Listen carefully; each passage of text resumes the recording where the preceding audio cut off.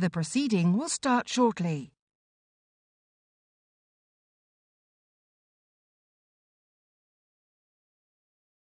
The proceeding will start shortly.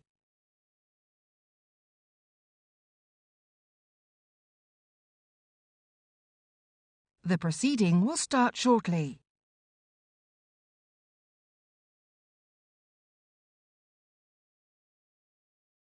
The proceeding will start shortly.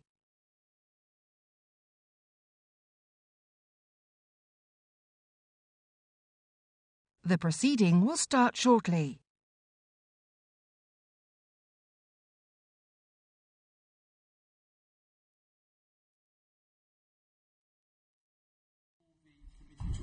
I refer everyone present to the Register of Members' Interests, where the interests of members of this committee are noted. And could I welcome Jonathan Arkush, the President of the Board of Deputies. Thank you very much for coming here today. You are our first major witness, if I can put it like that, in our inquiry into anti-Semitism. And I'd like to start with a general question, Mr. Arkush, which is, do you think that anti-Semitism and anti-Semitic attacks are on the increase in Britain today?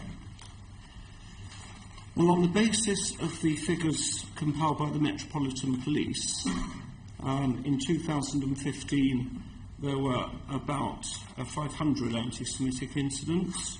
On the basis of figures compiled by the Community Security Trust, from whom I think you're going to hear, we are, and they are the experts and have produced detailed figures with a methodology they have used for about the past 25 years, there was something like 1,000 incidents, and that was the third highest on record, or the second highest on record. And the figures have not come down very much since 2014, when there was a spike at the time of the Gaza campaign. So I think the figures have shown a slight and welcome fall since 2014, but they're still stubbornly high. And why do you think they are on the increase? You sit as the head of one of the most respected bodies representing individuals of any religion. You must have conducted your own research on this, and obviously you have an enormous network and community. Why do you think this is happening, and where is the failure of the state in particular to deal with this problem? Well, traditionally, anti-Semitism has come from the far right, and we're not seeing very much far-right activity at the moment. Traditionally, there has always been prejudice against Jews coming from the far left as well. And I think with the advent of a more leftward tilt in the leadership of the Labour Party, some people feel that a space has opened up for them, or they feel emboldened to say things which previously they felt they could not say in polite society.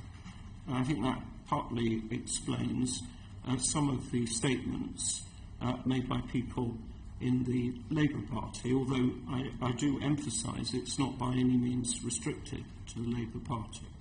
I'll come to the Labour Party in a second, if I may, because yes, this is one of the areas I just wanted to add to that. A significant part of the incidents come from people who appear to be from areas in the Muslim communities. And I want to emphasise that the overwhelming majority of British Muslims, and I spend quite a lot of time meeting them in mosques and Islamic centres because it's been a priority of mine, they are moderate and law-abiding, and they're not prejudiced in the main. But there are some quarters who are very prejudiced, and I think they may get information or prejudice passed down through mosques or schools or literature or Muslim subscription TV channels of an extreme nature coming from abroad. We'll cover more of that in a second, but help me to define what anti-Semitism is. The definition of anti-Semitism adopted by the European Monitoring Centre on Racism and Xenophobia in 2015 includes the denial of the right of Jewish people to self-determination. Do you believe that it is anti-Semitic to question the morality of the establishment of the State of Israel? Because I think that is, in a sense, part of the defence of those who say they're not anti-Semitic, They just don't like what the State of Israel is doing. Do you accept that definition? Or, to help us, do you have a better definition that could frame our inquiry? Well, at its simplest level, anti-Semitism is prejudice, racial prejudice directed against Jewish people. But that, of course, needs to be expanded a certain amount because there's lots of different behaviours within that. What the European Union Monitoring Committee did, and they called it a working definition as opposed to something cast in stone, was to group together various behaviours which they regarded as exhibiting anti-Semitism. And the Fundamental Rights Agency is now the agency concerned, and more recently the Intergovernmental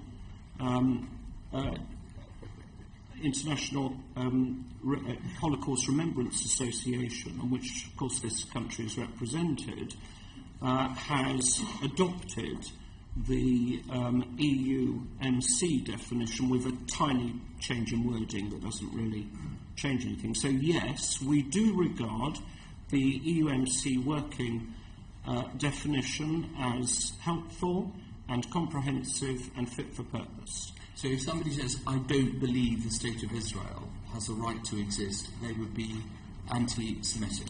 If they said that we don't believe in nationalism as translated by the right to self-determination of any people, then I wouldn't regard that as anti-Semitic, and I suppose it is it could be a coherent point of view.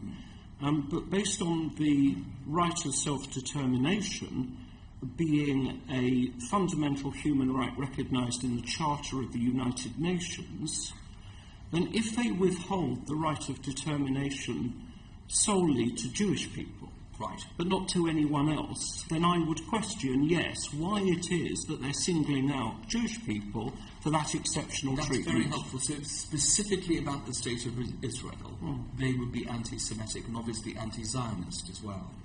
Yes, Zionism is the right of Jewish people's self-determination. So if they say, I don't want anyone to have self-determination, yes. If the people of Pakistan call themselves the Islamic Republic of Pakistan, for example, yes. or the Republic of Iran, if it's for the whole world, it's fine, but if it's specifically about Israel, then they would be anti-Semitic. We would say so, yes. We question anywhere where you single out Jews for one particular treatment that you don't accord to other peoples. Sure. And just one more on the foreign policy aspect. But people are free to criticise Benjamin Netanyahu and other prime ministers and former prime ministers of Israel about what Israel does in Gaza without being accused, for example, what it does or does not do, I should say, in Gaza, without fear of being called anti-Semitic or anti-Zionist. Yes, indeed, and no one criticises the government of Israel more than Israelis themselves. And just as you can criticise a policy of the government of this country or any country, we have and never have had any problem with criticism of one or other policy of the government of the State of Israel. It is a very, very vibrant democracy, and one only has to watch the way political discussion is conducted in Israel, including in the Knesset Parliament. You'll realise that criticism is alive and well in the State of Israel. Indeed. Alive and well and exciting. Probably too exciting for some politicians. You took us to the Labour Party, so let's concentrate on some of the things that you've said about, indeed, the far right and the far left. Let's be fair on this. For example, in respect of Donald Trump's visit to the United Kingdom on the 22nd of June, you stated that Mr. Trump's recent comments have been divisive and troubling, and that he has not moved decisively enough to distance himself from extremist supporters. Is that what you describe as the right? Well, I'm not sufficiently expert in United States politics, but when I was talking about the right, I was talking about domestic politics in this country, but it's certainly not unknown to find racism directed against Jews from parts of the political world on the right of this country. In relation to the United States, I guess Donald Trump is on the right, and yes, we are very troubled by some of the things he said recently. And you think that they might be anti-Semitic, or are? anti-Semitism? No. We were referring to his getting embroiled in racial stereotyping about Mexicans, for example, most recently with the Mexican judge. So let us now move to the left, and the comments made by Ken Livingstone, who is going to be one of our witnesses later on this afternoon. What troubles you about what he has said?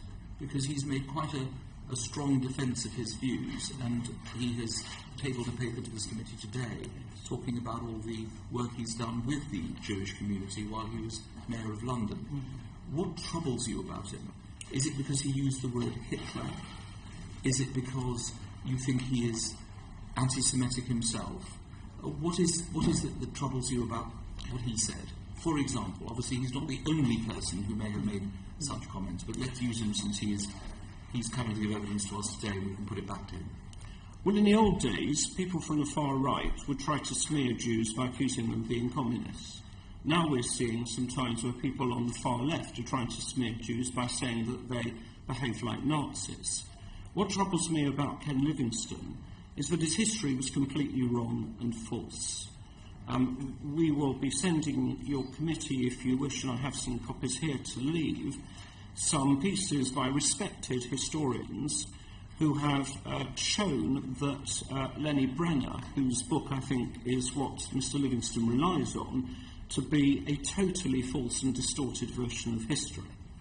And I've got articles from The Guardian and the BBC saying exactly the same thing from other very well-known and respected genuine academics. Lenny Brenner is not a genuine academic. He's a Marxist academic with a political axe to grind.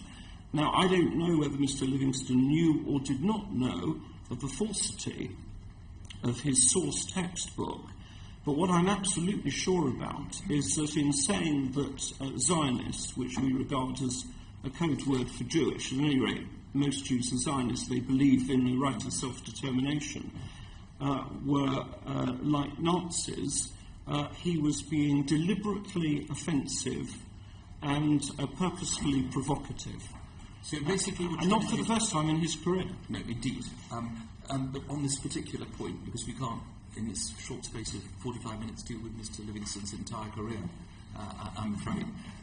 In respect of what he said on this issue, you are quite certain that those are anti-Semitic remarks? I'm absolutely certain that they were intended to offend, and they were anti-Semitic, because whether or not he intended it, about which there may be speculation, what he said in trying to say that Jews were like Nazis is something that is plainly anti-Semitic, and I find it astonishing they could have made those remarks and still stand by them. And anyone who exhibits that sort of bigotry, I think, is clearly anti-Semitic, and his views are utterly repellent to our community.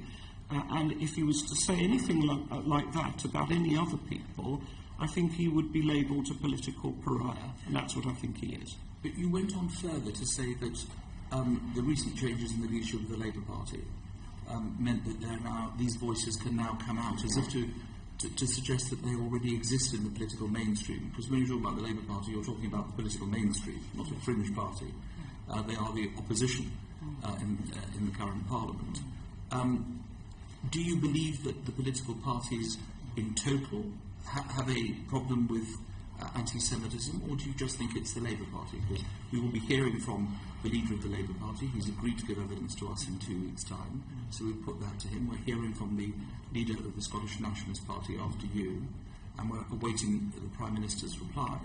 Do you think that there are these voices in all the political parties, or is it exclusively, in your view, the Labour Party?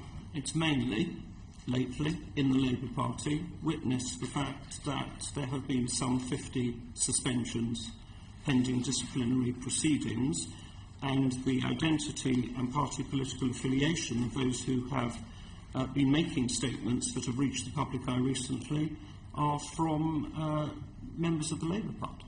And I don't know whether you saw the comments of the President of the NUS, who described Birmingham University as a Zionist outpost in higher education and attacked Zionist-led media outlets. That will be way off your scale in terms of describing it as anti-Semitic, I assume. Yes, absolutely. The myth, the trope of Zionist or Jewish control of the media is a trope that goes back 1,000 years. We're well used to it. We recognise it when we see it. Anything that attributes to Jews some sort of sinister control or motive, or that Jews are responsible for the ills of the world. Now the accusation is that Israel is responsible for all the troubles of the world. Things which people used to say about the Jewish people, they now say about the world's only Jewish state. Finally for me, tell me where this all ends. Political leaders, either present or former political leaders or whatever, making these kinds of statements. What do you fear about the statements being made by those who come from the political mainstream? Where does it end for the Jewish community in Britain? Well, it doesn't end with the Jewish community. History has shown us that people who start with the Jews, it never ends with the Jews. It's normally a sign of some greater ill in society that people feel they can pick on a rather small, numerically sized people who have long been the objects of prejudice. I'm actually confident that this and the fact that people in this country are rightly concerned about it, including this committee, and I thank you for looking at it and for inviting me, I think it will expose some unpleasantness in our society that all political leaders, if they were acting responsibly, and I'm confident that they will do everything they can to put a stop to. So parties, I would expect to have clear codes of conduct so that everybody knows where they stand. And if someone breaks that code of conduct, there will be sanctions within the party. I'm confident we'll end up in a better place. Thank you. Tim Norton and then Vicky Atkins. Sorry, Mr. Jawardena, my apologies. Thank you, Chairman, and thank you for calling me early. Sorry, yes, you have to leave. My apologies. Mr. Arkush, is anti-Zionism rapidly becoming the Trojan horse for anti-Semitism? Yes, I think that's one way of putting it. Former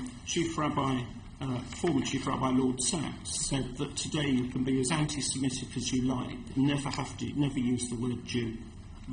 And though I'm sure they don't reflect the position of the member for Murray, who will be giving us his thoughts later, while there are so many conflicts across the world, within the Scottish Parliament, the spotlight does seem to always be on Israel.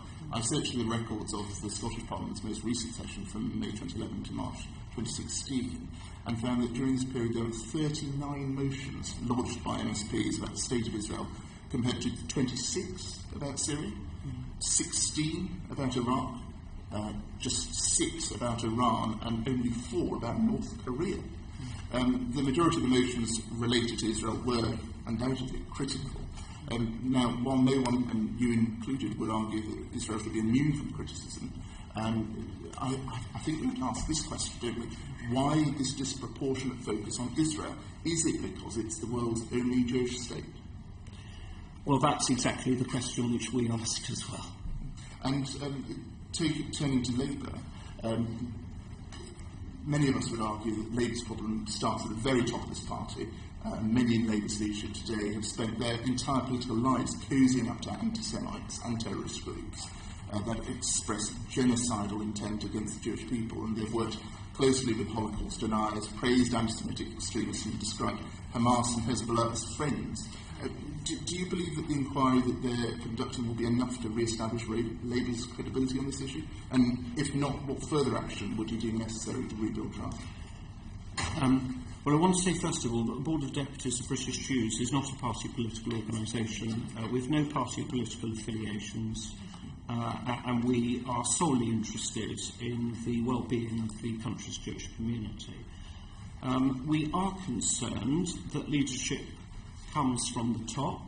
We are concerned that the leader of the Labour Party has met Hamas and Hezbollah right here in the House of Commons, not in the guise of peacemaking, but at a reception which was about the celebrating the resistance, and he's called them friends, and that despite my many requests to him, both face to face, when I had a very good meeting with him, and he's a very, very engaging man, but I wasn't able to get him to accept that those meetings were inappropriate or to say that they would not be repeated. And I really am waiting for him to say that. That's helpful. Last question, Chairman. Shami Chakrabarti, who's been tasked with chairing the latest inquiry, has said she will not seek evidence from Ken Livingstone, the former Labour London Mayor, whose suspension from the party triggered this, what can only be called, crisis within the Labour Party. What's your assessment of that? We met Shami Chakrabarti this morning, as it happened. The main Jewish communal bodies organised a round table for her, where she could ask whatever questions she wanted and have a discussion. And I was present for most of that meeting, and we had a very good discussion. And I would like to place as much confidence as I possibly can in Shami Chakrabarti and her team. I think it's right that Labour should be given credit for setting up the inquiry, and the Jewish community hopes with anticipation that the inquiry will fulfil its remit, will draw clear lines between what is acceptable political behaviour and what is not, and where the behaviour has crossed a line, that there will be a clear and rigorous and fair system for responding to it. But on the point I asked, is it acceptable, is it right that the comments that triggered this crisis in the Labour Party will not be looked at by interviewing the person who said them? Well, I think that's probably a question for her. I'm not aware that she wasn't going to ask him. What's your assessment, though? Do you think it is right that the person who made these comments, who triggered this crisis in the Labour Party, will not be interviewed by the Labour Party's own inquiry? Well, his comments were so abhorrent and offensive, and he has repeatedly sought to justify them, that I can well understand that someone might reach the conclusion that having him along to have another opportunity to grandstand would not be conducive.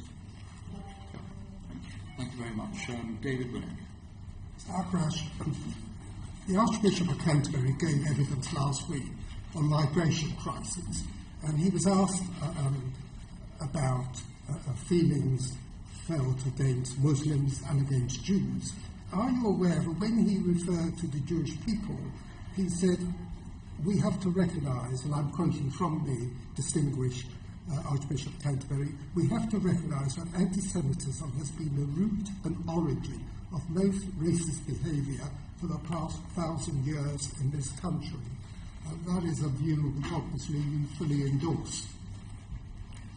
Well, Jews have been part of the fabric of this country since Roman times, so probably going back 2,000 years. As a matter of history, in 1290, yes, he missed that out. Jews were expelled, so that between 1290 and approximately 1665, there weren't any Jews in this country, at least officially. Having said that, there was undoubtedly some Jewish prejudice in this country. You can see it come out in some of the works of Shakespeare.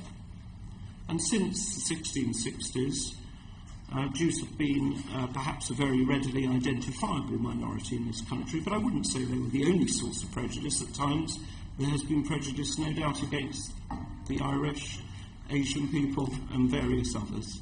No doubt, and deplorable in all instances. And of course, not only missed out 1290 inadvertently, but also what happened in Lincoln and York in 1190, which will be familiar to you. But he went on to say, we had a shameful record as regarding the church until very recently in historical terms. Is that not a welcome recognition by the leading Church of England clergyman of the involvement of the church, unfortunately, as well as other Christian churches, in anti-Semitism and general prejudice against Jews, accusing them of being responsible for the death of the saviour of the Christians? I think it is, and historically, sadly, one of the greatest sources of persecution of Jews has come from the church. Not the case today, let me hasten to say. Now, when it comes to the difficulties of security, would it be right to say that the situation is that there can hardly now be a synagogue or a Jewish school which doesn't take the necessary precautions, and would there be possible justification? I'm afraid that is right. My synagogue typically, if they have a brownie pack meeting, any activity at all in a Jewish place of worship or communal centre has to have security guards outside. With Jewish schools, there's another level of security altogether, and sadly some of them are beginning to look like fortresses.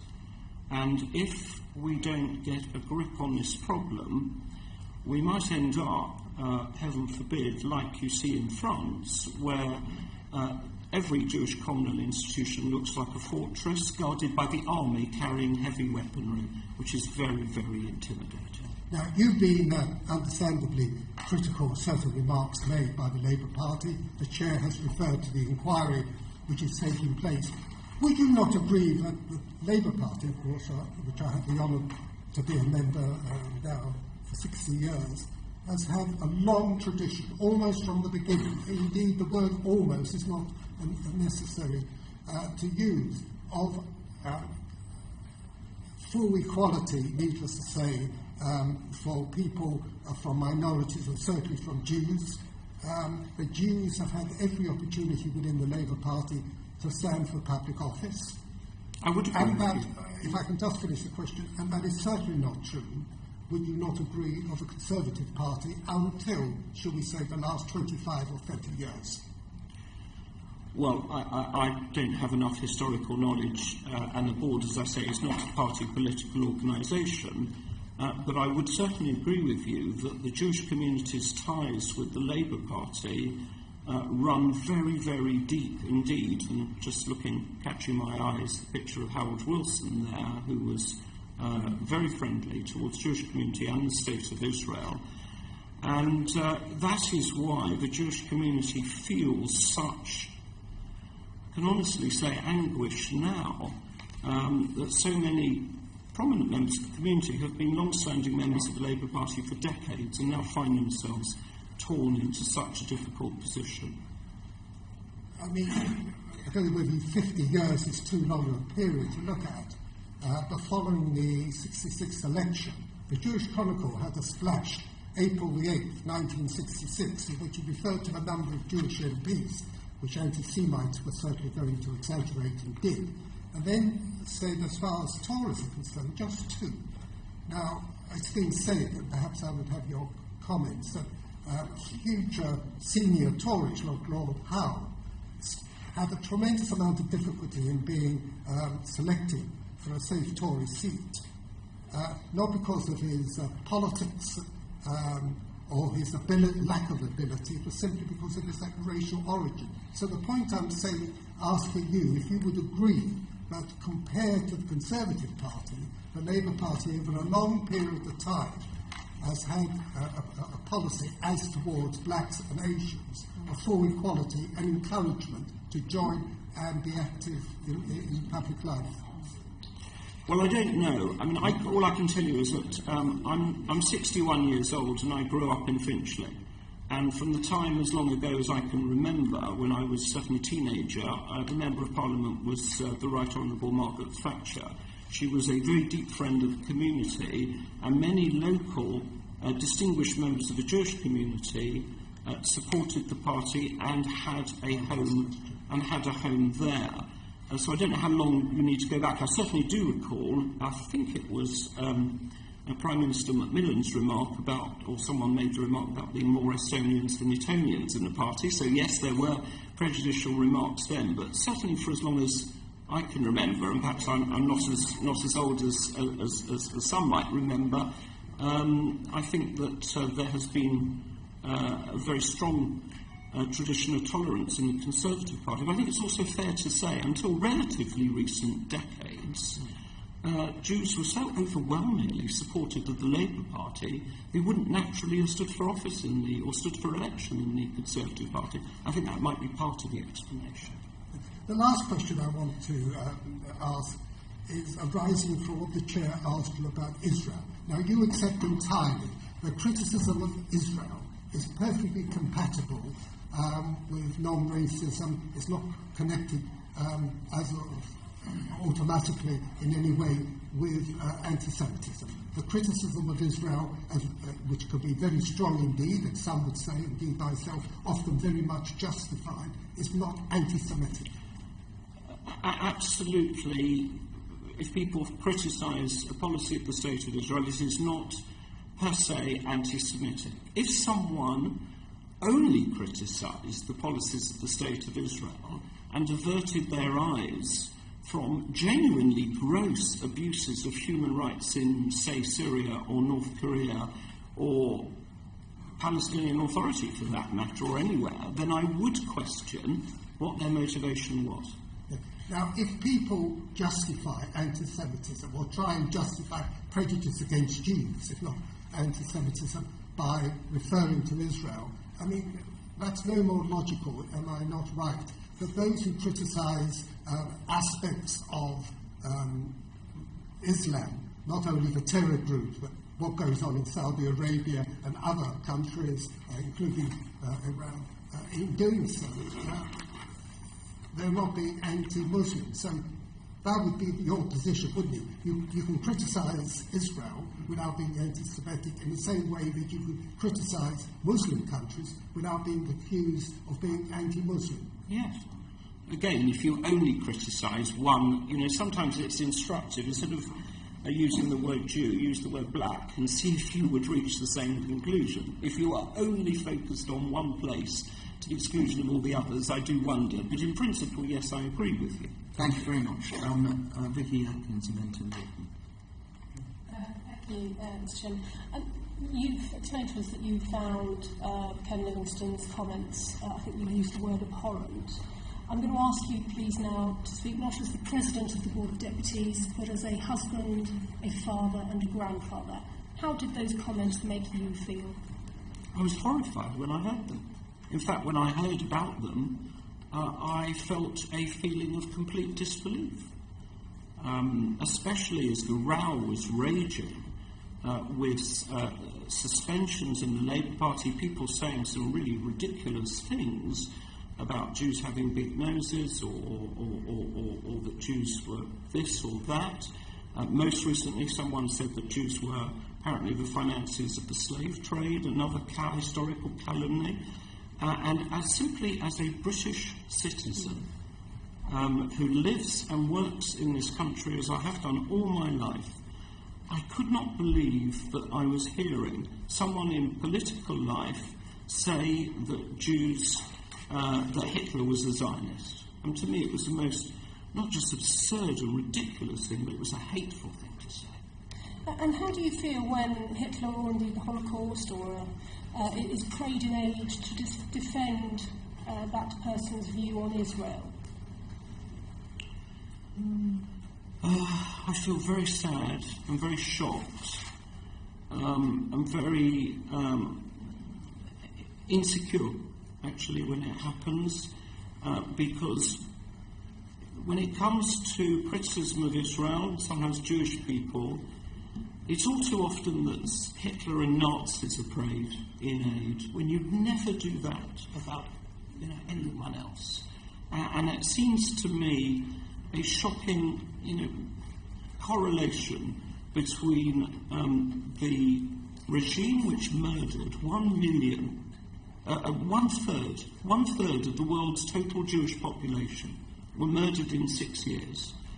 And they correlate that with the victims of their industrial murder. I think it's just truly shocking and truly unpleasant beyond words, but historically utterly false.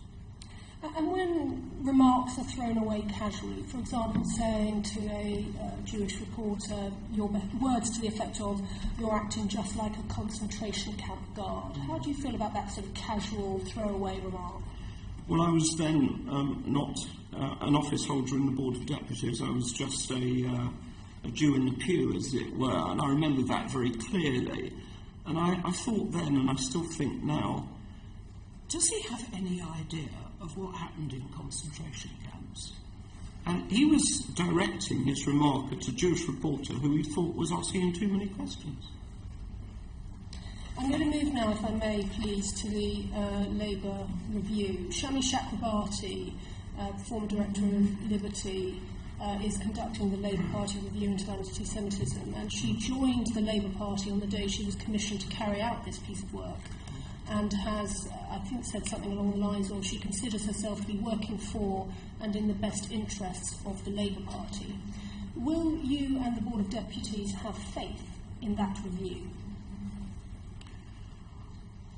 We do have faith in it at the moment.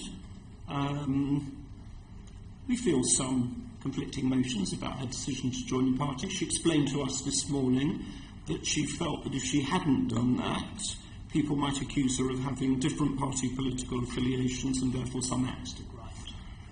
That was her justification. In the end, whether we have faith in her review will depend on its outcome. We've done our best to set out our side of the arguments, and as I say, we wait with anticipation and we place our confidence in the results, and we hope that confidence will not be misplaced. Would it not be better to have someone who is independent of any political party, who isn't a member of any political party whatsoever?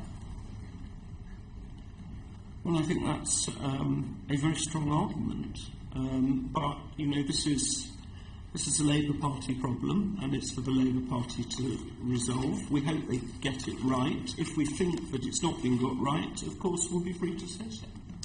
Thank you. Thank you. Tim Lawton and then Mr. O'Connor. Mr. Harkish, perhaps I should say that this inquiry is about the rise of anti-Semitism now, despite Mr. Winnick's highly partial and selective misinterpretation of history, where, of course, the Conservative Party were the first party to have a Jewish Prime Minister, well ahead of the Labour Party ever having been thought about. But can I ask you, because this is about all parties as well, not necessarily just about the Labour Party, do you think that the other mainstream parties at the moment have any particular problems with anti-Semitism that's of concern to you? No. There was a Conservative councillor in Bradford recently who was alleged to have made a racist comment, who was promptly suspended. We've certainly seen some occasions in the past with the Liberal Democrats where they had some personalities, no longer, I think, elected members, who said some quite dreadful things, and we were very concerned about the culture within the Liberal Democrats. That was not long ago. Lately, the focus has been on statements made by people who are clearly members of Labour.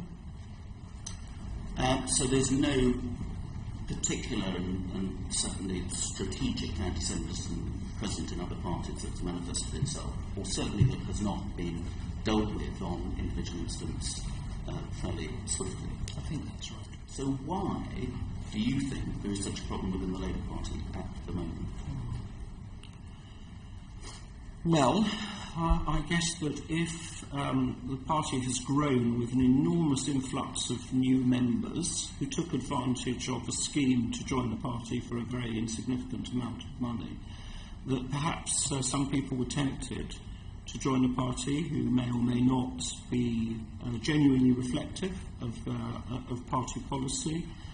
But I think it's mainly, as I said, the election of a leader who is associated with the Palestine Solidarity Campaign, with Stop the War, with a very, very hostile position on Israel, very well known and well publicised, and someone who has thought it appropriate to meet here in the democratic mother of parliaments with terrorist organisations, whose stated mission in life is to kill as many Christians and Jews as possible, has clearly sent the wrong sort of message to some people.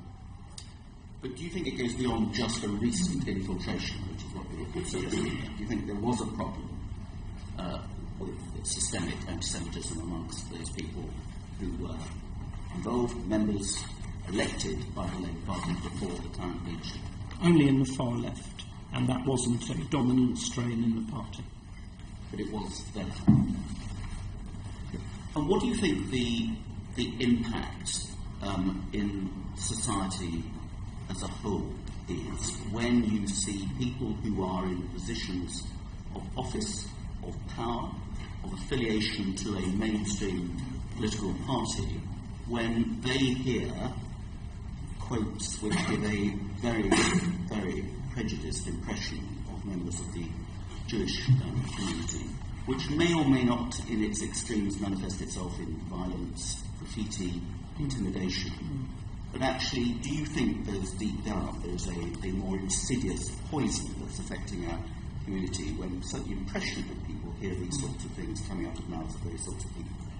Well, let me give you the example of Labour Members of Parliament Luciana Berger, Louise Ellman. Labour Members of Parliament, in Louise Ellman's case, have long and distinguished standing in Liverpool. And they've been trolled on social media, and the trolling and the abuse of Luciana Berger has been, as she described, absolutely horrendous. And I heard Louise Ellman recently recount what happened to her at a meeting of her constituency Labour Party that she felt was so clearly hostile and personally directed against her, and the comments that were made that she felt it was anti-Semitic. And they're members of Parliament, so... In terms of the impression, which are horrendous accounts, and been other accounts of members of Parliament being attacked, as well, in some cases still physically, but in terms of the impression it gives to young people and impressionable people as well, that it gives some acceptability that it's almost okay to be a bit anti-Jewish because they saw somebody saying it in the press or on the television or reported whatever. Do you share my concern that that is almost making what is clearly racism a little less respectful? Any racist comment, whether directed against Jews or the member of any other minority, that is said in public and allowed to pass unchallenged, must have a corrosive effect on society and will encourage others with similar prejudices to think that it's acceptable. Thank you. Thank you very much. Elizabeth Garner. Mr. Arbuckle, in evidence to the chairman earlier, you said two very important things. One, prejudice is passed down in communities regarding anti-Semitism, and maybe that is held in those communities where they're going. You mentioned mosques in particular as an example. And you also mentioned that people have become emboldened to say things they wouldn't say in polite society. If I just refer you to the submission from the Board of Deputies of British Jews, in a point you raised that the Board of Deputies has been concerned about the reaction of some Labour members who have reflected a culture of denial, disbelief, mockery, and even censorship against Jews, including Jewish members of the Labour Party. If I take you back to the point of prejudice being passed down in communities, would you argue those community leaders of Labour representatives at a local level and a national level, they also hold some responsibility if they hold that view that you pointed out earlier of passing that prejudice onto or down into those communities? First of all, please, I hope no one took me as saying that in those communities those sorts of prejudices were the norm. I'm simply saying that in some parts of those communities prejudice can be passed down through family or religious affiliation. I completely understood it as in some parts. And I doubt for one moment that in many of those cases the people exhibiting those prejudices had any party political affiliation at all. You doubt that they did? In many cases, I would have thought they had no party political affiliation. Let me say, for example, during the Gaza campaign, there were huge marches that took place in British cities, including in London. And people were holding up placards in those marches, including "Hitler was right." This was ostensibly a protest against Israeli actions in Gaza. And the hashtag "Hitler was right" trended on social media. Later analysis showed that a lot of that trending came from South Asia. So there are some cultures where prejudice against Jews is all too common, and I think you've probably seen some of the recent research reports which also point to a higher level of prejudice in some areas of society which needs addressing. The community leaders and political representatives bear some responsibility on the attitudes that they have and the impact those attitudes can have on communities, especially if there are elements of anti-Semitism. Yes, all of us community leaders bear responsibility for leading communities in a positive way. And I should say I've been to many mosques and Islamic centres, and I've only encountered generosity and humility and reasonableness and decency, but sometimes a question gets asked by a member of the audience that really throws you. I had one recently in an Islamic centre in East London that talked about the Jewish media. And I said, can I just, check where you're coming from? Are you talking about the Jewish Chronicle, or are you talking about the wider media? And a bit to my shock, he said, of course I'm talking about the wider media, because everyone knows it's controlled by the Jews. That's prejudice.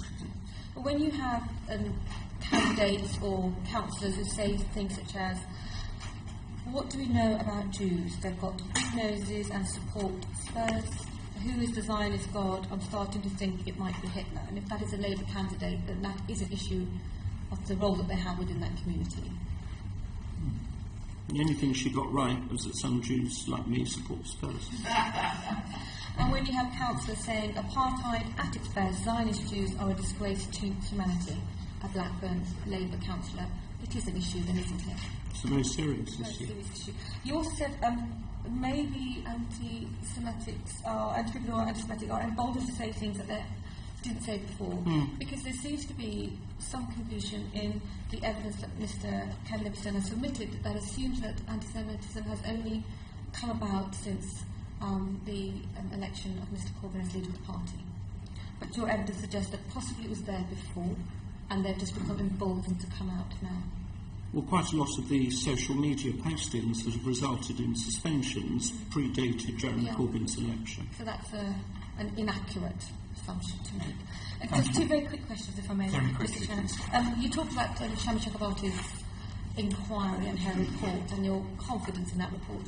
But if the leader of the Labour Party and Mrs. Ken Livingstone believe that there is no anti-Semitism, how is that report going to be balanced? Well, we have stated on the record that we are concerned that the impression has been given by the leader of the Labour Party of a certain reluctance to accept these issues. And apparently, I haven't seen it, but the Fly on the Wall documentary was quite dramatically illustrative of that, and he's put down the long-standing Labour supporter who'd written an article in The Guardian. We are concerned. I give credit to him and the Labour Party for setting up the inquiry, but the impression that we've got is that every step taken has had to be, as it were, run out of him by public pressure, and we're worried about that. And also, as I said, I have so many times now said to him, please say, be part of the solution with your anti-racist credentials, which you're very keen to tell people about and which we accept. Please now say that meeting with Hamas and Hezbollah is an exercise that won't be repeated. Sorry to interrupt, you have said this before, we need to move on from Mr. Corbyn. Very, very fine question. The most crushing piece of evidence you've given is how insecure some of the comments Mr. Ken Livingstone has made. You feel very insecure about those. And can you think of any reason why a person of Jewish heritage, or even a person that is Muslim or Christian or any other political background, might want to join the Labour Party today, considering it seems to be harbouring anti-Semitic attitudes? I don't know if that's a question for me, really. I suppose people have to make up their mind whether they align with the policies of the political party. I can see that some people may decide to join the Labour Party in order to fight racism. Thank you very much. Muna, and then finally James Berry. Thank you very much for giving us evidence today. I've been a member and activist of the Labour Party for almost 20 years, and I just want to assure you that the picture that has been painted of the Labour Party and its members, based on the evidence you have just heard, does not reflect what my party is about, or what the members who do the work, who turn up to the meetings and campaign for what we believe, what they believe in. But there was one question I just wanted to ask you in relation to, I suppose, our new membership. The membership of our party has grown. And when a number of our members, over 1,000 of our members, were polled, earlier this month on this issue, and they were asked what they made of recent events. 49% said that they did not believe, and of course this encompasses all the members, not the members who, in the main, often are the ones who do the hard work in our party campaigning for our values, but 49% of these people who were polled said that they didn't believe the Labour Party had a problem of anti-Semitism, and they believed that what we're talking about today had been cooked up by the media and cooked up by those who are hostile, for want of using a better word, to the current leader of the Labour Party. What would you say to them? I'd say that they were part of a culture of denial. Look, if 50 people have been suspended from the Labour Party and there have been a number of very well publicised statements that they had made, get real. What is happening here that someone feels they can say these very racist things? Look again at what Mr. Livingstone said. Get real. Look what he said. I can well imagine that the overwhelming majority of people out there in the country are members of any party. This is not an issue that detains them for very long. They're more concerned with their lives out in the countryside or wherever it happens to be, and very far from this sort of discussion. But to the Jewish community, it's very real indeed. And the amount of media comment from across, including media that traditionally supports the Labour Party, and indeed very senior Labour figures. Yes, thank you, Mr. Rush. If you could make that clear. James Ferry. Two questions, if I may. Just to build on what Mr. Amuna said, there is a hard left narrative out there at the moment that Labour's current issues are in fact being hijacked by pro-Israel or Zionist lobbies to rebrand any criticism of Israel as anti-Semitism. What would you say about that? It's just not true. We simply have never said and never would say that any criticism of Israel is anti-Semitic. I noted that Piers Corbyn and people said that sort of thing. We asked Jeremy Corbyn to say that wasn't the case. It's just a way of deflecting. I also want to say, if I may, in answer to something Chuck Ramuni said, I'm really glad to hear that the party doesn't stand for these things, but just this morning at the Communal Round Table with Shami Chakrabarti, two, frankly, rather harrowing tales were told of different constituency Labour parties in the Camden area of northwest London, where in the last 2 or 3 weeks, votes about this matter had been put off, and there was an air in the room of where even hardened Jewish communal leaders, and there are such people who are members of Labour, felt deeply intimidated and wanted to leave. Mr. we will be hearing from the leader of the Labour Party eventually, so we will put this to him. Final question. We have other witnesses. Indeed, yes. Without a question. Many people in Stop the War Coalition, Palestine's Solidarity Campaign, Unite Against Fascists, other organisations of that kind would consider themselves very strongly to be anti-racists. What advice would you give members of those organisations if they truly want to wear the mantle of being someone who is an anti-racist? Look at themselves hard in the mirror, perhaps with some assistance and training, and see whether they are treating Israel as the Jewish state and Jews as Jews in the same way that they would treat any other country or any other minority. Thank you. Finally, Sue. Thank you very much, Mr. Akrish. This has been extremely helpful indeed. I just want to challenge, however, the idea that you appear to go along with in response to Mr. Jayawardana's questioning that a focus on a particular country can be equated with applying double standards. If, for example, I was to count up the number of MPs who tabled motions and questions on the EU, for example, that isn't indicative of xenophobia. If one of my colleagues has tabled lots of motions on Saudi Arabia, that isn't some sort of discrimination against the people of Saudi Arabia. It's just indicative of an interest in that particular subject matter. Is that fair?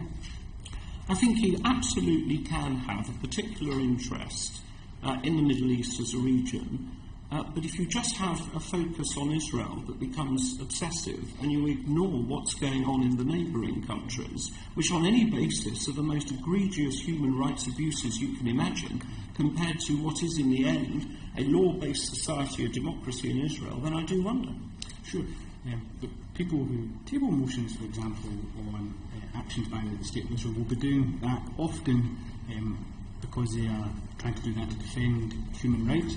And one reason why Israel might attract more attention in other countries is that it's a liberal democratic state. It's one that we have strong ties and indeed influence over. So a motion here, or any of the 12 legislators, might have more effect than, for example, one on South Korea. Is that not fair?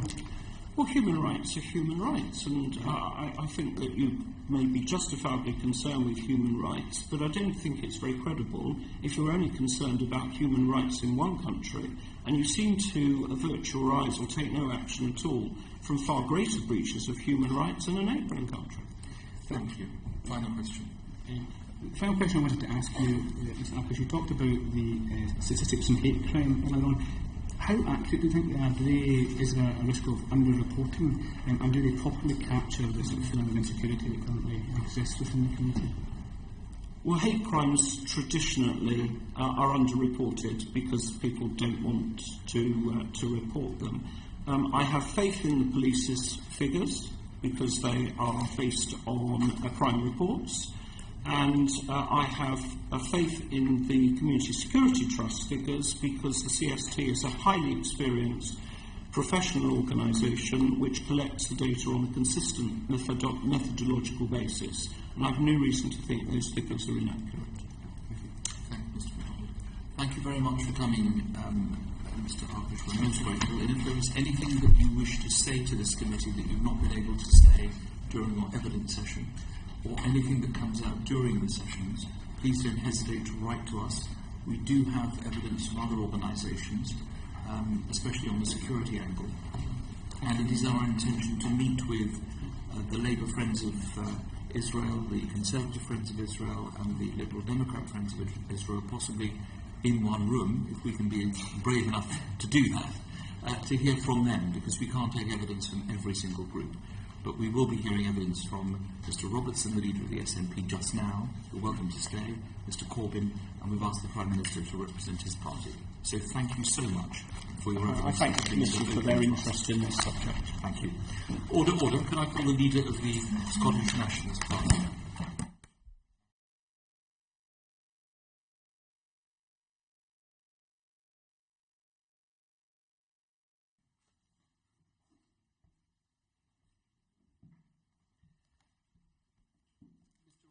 Thank you very much for coming here today. Obviously, we are fellow parliamentary colleagues, so we all declare our interest that we see you every day at various parts of the Palace of Westminster. The evidence so far has focused a great deal on the Labour Party, but of course there's also been evidence about Scotland. Can I start by asking you, as someone who has been very clear about the fight against anti-Semitism and anti-racism throughout your career, and with the backstory and life history that you've had with different nationalities for your parents and coming here as refugees to the United Kingdom, what is your definition of anti-Semitism? Well, given the previous evidence session, I don't think it's necessary to revisit it. I share the view that the definition that has been outlined by the European Union's monitoring body is an appropriate one, and I see no reason to take issue with that as a common starting point for us all. Now, you in Scotland have your own difficulties, as the Labour Party has in England. Or some people would claim you have the same difficulties, in respect of one of your MSPs, Sandra White, who was responsible for making some unfortunate remarks. You will tell us, presumably, that this is an exception, but what actually happened in respect of what Sandra White said? So firstly, let's not be under any illusions. We all have problems with anti-Semitism, sadly. There is anti-Semitism everywhere, and there have been examples, and they can be shown in all political parties to a degree. And we all have responsibility, I think, as political leaders and as democratic politicians, to be absolutely unequivocal in our condemnation of anti-Semitism, and for that matter, Islamophobia or homophobia, any kind of extremist language or action. The case that you bring up relates to a tweet by an SNP member of the Scottish Parliament, which when that became apparent what it was an image that was tweeted She deleted it. She apologised for it.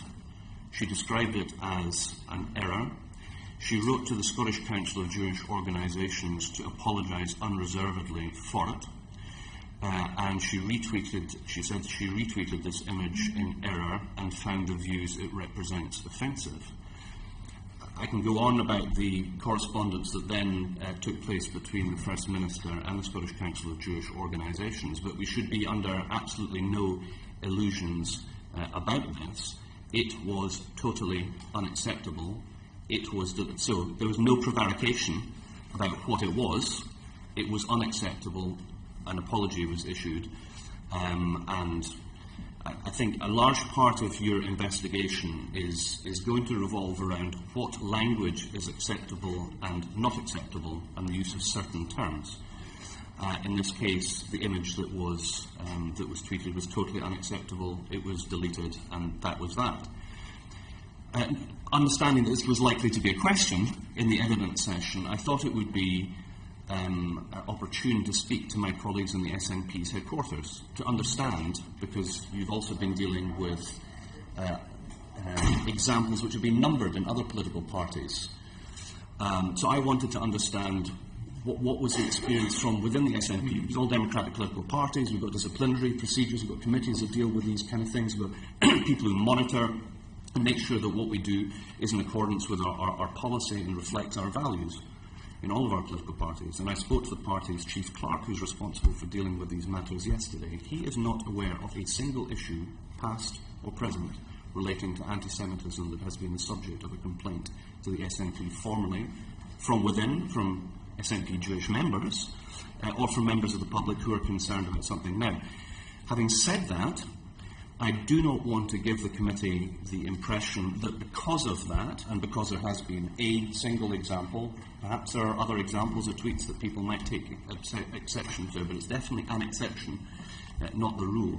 I would not want to communicate that that in any way leads us to conclude that there is not a problem, that we should not be vigilant, that we should not, by our actions and our deeds, by what we say and how we say it, make absolutely clear what is acceptable and what is unacceptable. Yes. Let's look at some other examples. The Community Security Trust has said that the Jewish population in Scotland is about 10,000, and that the number of anti-Semitic attacks have gone up from 31, were 31, up from 14 the previous year. Yep. And they attribute this almost exclusively to the coverage of Gaza. We heard this in the evidence given by the President of the Board of Deputies, the conflation between being anti-Semitic and the discussions that are going on and the criticisms of Israel in Gaza. And he specifically mentioned, if only people looked at our motions in the British Parliament, as carefully, but the number of motions criticising Israel in the Scottish Parliament was so great that the President said he thought that that was very unfair and that you all should really be concentrating on other issues. You're the leader of the party. I don't expect you to approve every motion that is put down. But do you get his point that actually this may well be a problem, that it's constant chipping away in criticism of Israel? Yeah. So there are a number of issues packed in your question, Mr. Yes. Chairman. Firstly, I'm dealing with numbers. The Jewish community in Scotland officially numbers between 5,000 and 6,000. It's believed that in the census it is underreported, so it may be 10,000, it may be a little bit more than that, but in a population of 5 million it's a very small but very important part of our national life. We heard in the previous evidence session that it's believed that in the last year there were between 500 and 1,000 examples of Jewish hate crime. To update you, Mr. Chairman, the latest statistics in Scotland were published 4 days ago, and they show that hate crime comprised of 18 incidents.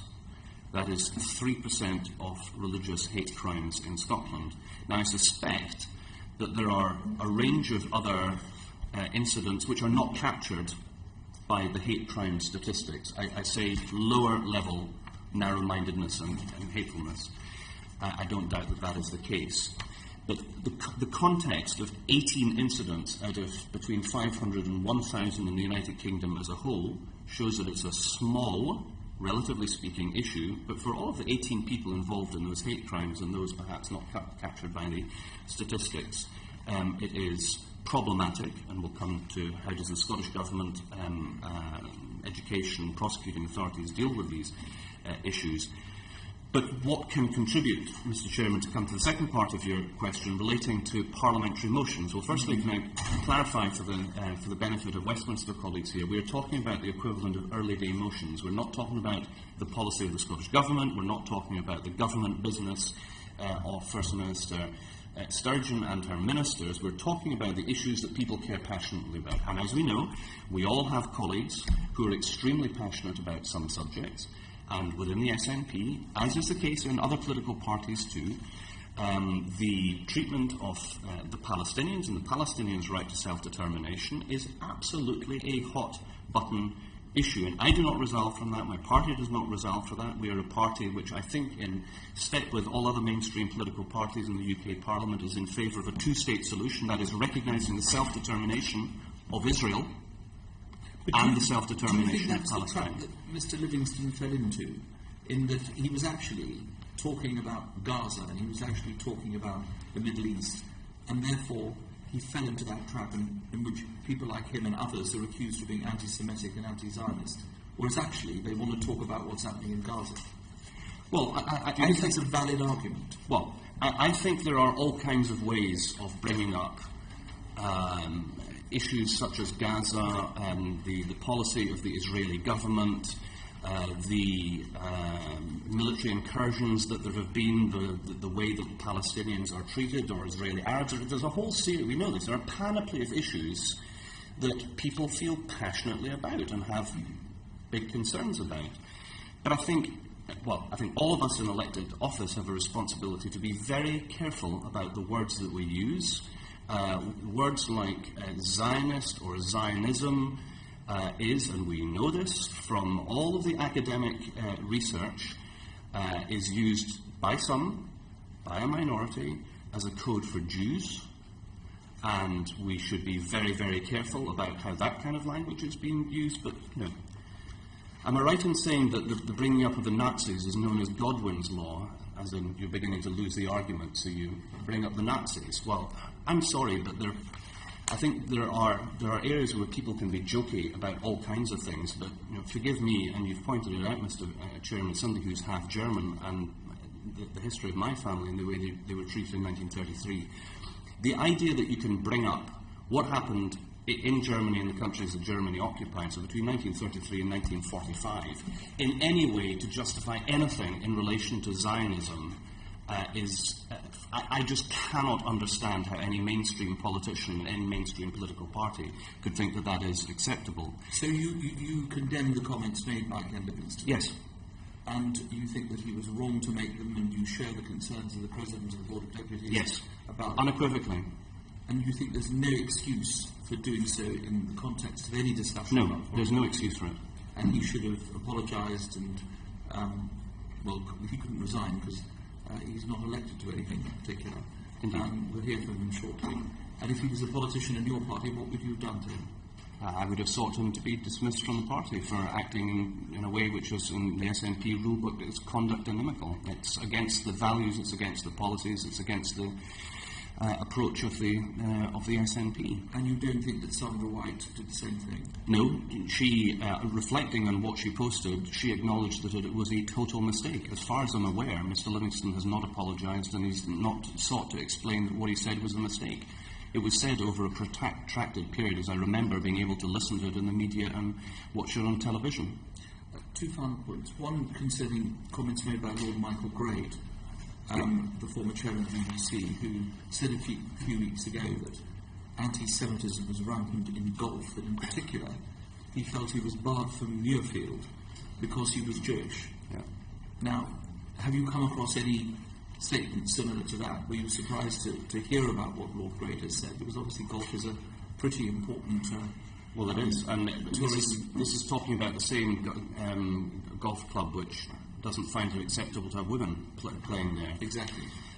Well, looking at it, I think in fairness, it should be pointed out this is in relation to what were believed to be the circumstances in the 1980s. Point 1. Point 2, the golf club denies that it was as Lord Grade reported it. But notwithstanding that, I would be totally horrified. It sort of goes back to, blacks not being able to sit on the bus or in Parliament or such like. It's just something out of what I would hope we all agree is from a dim and distant past that none of us in mainstream politics would accept. And none of you in mainstream politics, in particular leaders of parties, would want to use language that could anyway be misconstrued. We have to be very careful with the language used. Yes, about everything, but I think in particular in this area, we have a responsibility to lead by choosing the words that are appropriate and by putting things in context. So that's why, for example, since last year when the SNP became the third political party in the British Parliament, I asked my office to review my appointments. And since last year, the faith group that I have met most are the Jewish community. Whether that's the Scottish Council of Jewish Organisations, the Jewish Leadership Council, the Care Trust, the list goes on, and the meetings will continue to go on because it really matters. I'd be careful in correcting you, Mr. Chairman, and the name of my party is the Scottish National Party rather than... But it's actually quite an important point because we aspire to be the political party that is there for everybody in Scotland, and that includes our Jewish community. I was automatically corrected by Mr. MacDonald. Donald Trump has been regarded by some people as being extreme and having extremist views. He's the presumptive Republican candidate. He operates a number of golf courses in Scotland, and he's coming on the 22nd of June to open a new hotel. Is he, given what he has said, is he a welcome visitor to Scotland? Well, I think we need to differentiate two things. Do I view anybody's views, but especially somebody who's aspiring to high office in such an important country, to say what he said about Muslims falls to me in the category of being totally unacceptable. What was then tweeted following the recent tragedy that we saw in Orlando is totally unacceptable. It falls into the category, Mr. Chairman, that we were discussing, that when it comes to political leadership, you have to choose your words wisely and carefully. I hope that doesn't give the impression that it's okay to hold them in private. It would worry me if Mr. Trump held those views in private, but he seems to hold them in public. So the fact that he has business interests, is he entitled to visit places where he has business interests? Of course he does, but I think the fact that not a single one of Scotland's mainstream political leaders will be there tells its own tale. So he's not welcome, but he's coming. Well, Mr. Trump is perfectly entitled to visit whichever business he has an interest in, but I have no interest in a political dialogue ahead of an American presidential election with somebody who thinks it's okay to bar a religious community from visiting those shores. Those kind of views were prevalent in some parts of Europe in the last century. They were unacceptable then, they're unacceptable now. Thank you. David. As far as golf clubs are concerned, I think it was all summed up, wasn't it, by Groucho Marx, who said he wouldn't wish to belong to any club that had him as a member. Whether that's appropriate for Lord Grade, I don't know. Mr. Robinson, you have, as a party, a good and distinguished record, if I may say so, in combating anti-Semitism and racism, as much as my own party, which has always been anti-racist from the beginning, despite more recent difficulties in the last year or so. However, it wasn't always the case, was it, with your party? Going back, I agree, many, many years, the chair of the SNP was Andrew Gibb, was he not? Yeah, indeed, yeah. Yes, and he had very strong views. As I understand it, he expressed admiration for Hitler, Mussolini, praising Hitler's Jewish policy and condemning communism as, in his words, too largely Jewish in origin.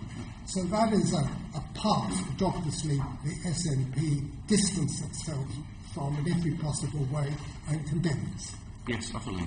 I just point out, in fairness, I think we could all look into the history books of political representatives from the Labour Party, the Conservative Party, and others in the 1930s, and find that people had all kinds of views which now, and with the benefit of hindsight, we utterly abhor. So don't get me wrong, you're absolutely right to bring up the fact that in different days there were voices in all political parties that had views that we would have nothing in common with now. But I would also stress that if you want to look through the annals of the history of the SNP, I think, in fairness, no doubt you were going to bring this up now, Mr. Winnick, if you look back at the past president of the SNP, Winnie Ewing, and read what she and her family did at the time of the Kindertransport in Glasgow, or you may be planning to bring up the role of William McRae, past Vice President of the Scottish National Party, a good friend of Israel, who co-authored the Maritime Law of the State of Israel. I think we need to look at things in the round. Where there are cases, historically, that we need to be absolutely clear that those views were unacceptable and are unacceptable, I agree with you. But I think, in fairness, there's no point having a party political fight between mainstream political parties where I hope we all agree that we're on the same page now, that wasn't always the case in all of our parties, and we need to be vigilant and make sure that none of that ever happens again. I prefaced my remarks very clearly, I hope, Mr. Professor, in saying that nothing could be more different than the policy pursued by your party for many, many years.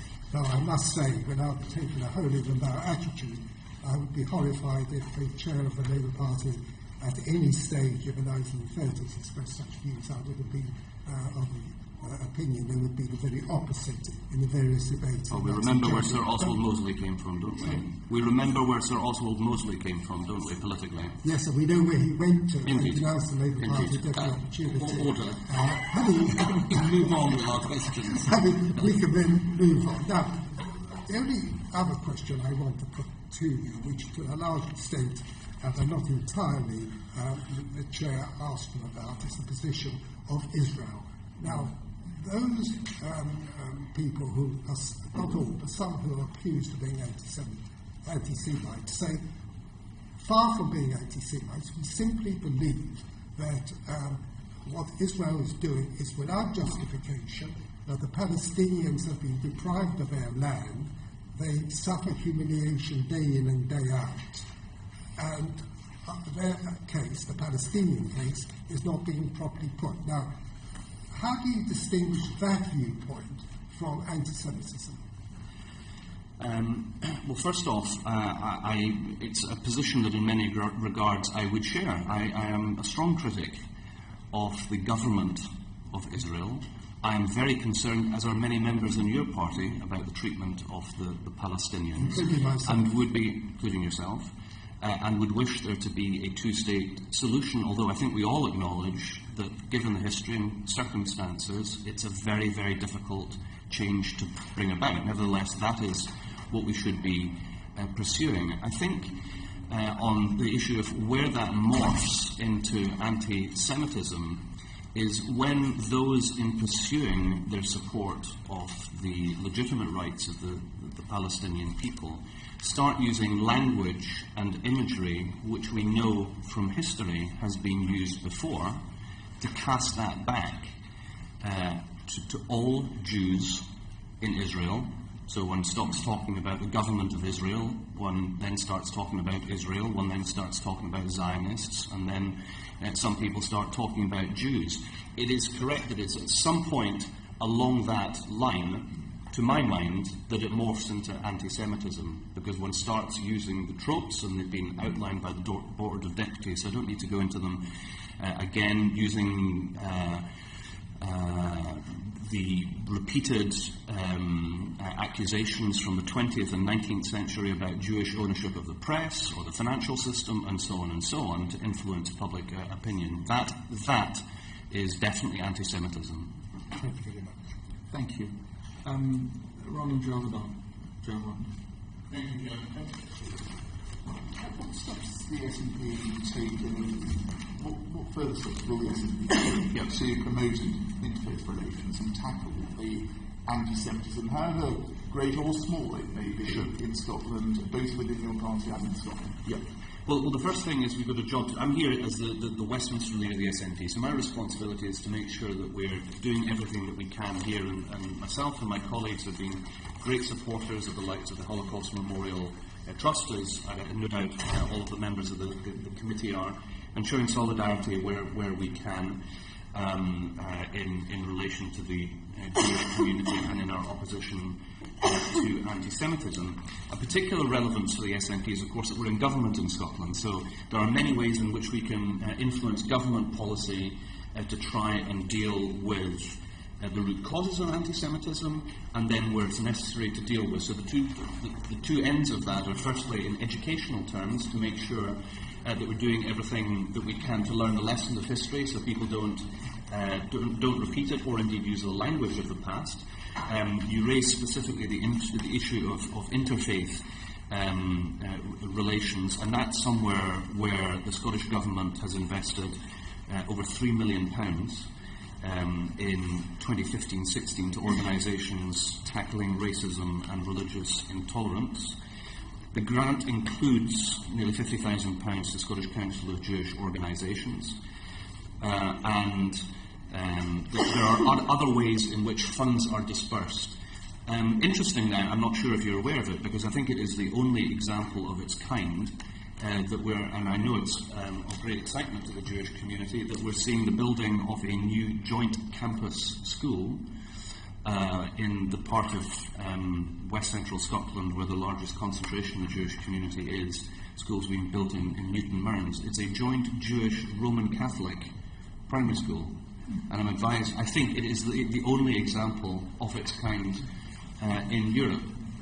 So that's on the educational side. I think there's plenty to be said about what the Scottish Government has done in supporting the Holocaust Educational Trust, the monies that are being put into countering intolerance, the support of schooling for the Jewish community, and then at the other end, where it's necessary to prosecute, that is what the Crown Office, the Prosecuting Service for the Procurator Fiscal in Scotland, that will be supported. As I said before, 18 cases of hate crimes in Scotland is a small number, but it's 18 too many. And do you not feel that those initiatives, that progress that you are making, is somewhat undermined by the point I raised earlier? I've got the unrelenting focus of MSPs on, in terms of raising issues relating to Israel. 39 motions, except your equivalency to EDMs here, but nonetheless 39 motions on Israel against 26 on Syria, which undoubtedly has huge issues, 16 on Iraq, 6 on Iran, and 4 on North Korea. The numbers do tell a story, and going by these figures, we'd be forgiven for thinking, wouldn't we, that the state of Israel is the biggest perpetrator of human rights abuses in the world. Do you really believe that the Israeli government is comparable or indeed worse than the regimes of Assad, Iran, or North Korea, as these figures seem to imply? First, I think it would be helpful, perhaps, for the committee to be able to draw a comparison and ask how many EDMs have been tabled during the last parliamentary session in relation to Israel. I think that would be helpful. But do I think there is a direct connection with a number of motions that have been tabled in the Scottish Parliament and the climate that the Scottish Jewish community feels, which makes them feel vulnerable and concerned? I think we need to take at face value the fact that they believe it is so. And that is why the First Minister, why Kirsten Oswald, our colleague representing East Renfrewshire, the constituency with the largest concentration of the Jewish community, has been assiduously working with the different community representatives. It's why I and colleagues have been meeting with different Jewish organisations, both Scottish and UK-wide organisations. It's why I'm planning to go to Israel before the end of this year.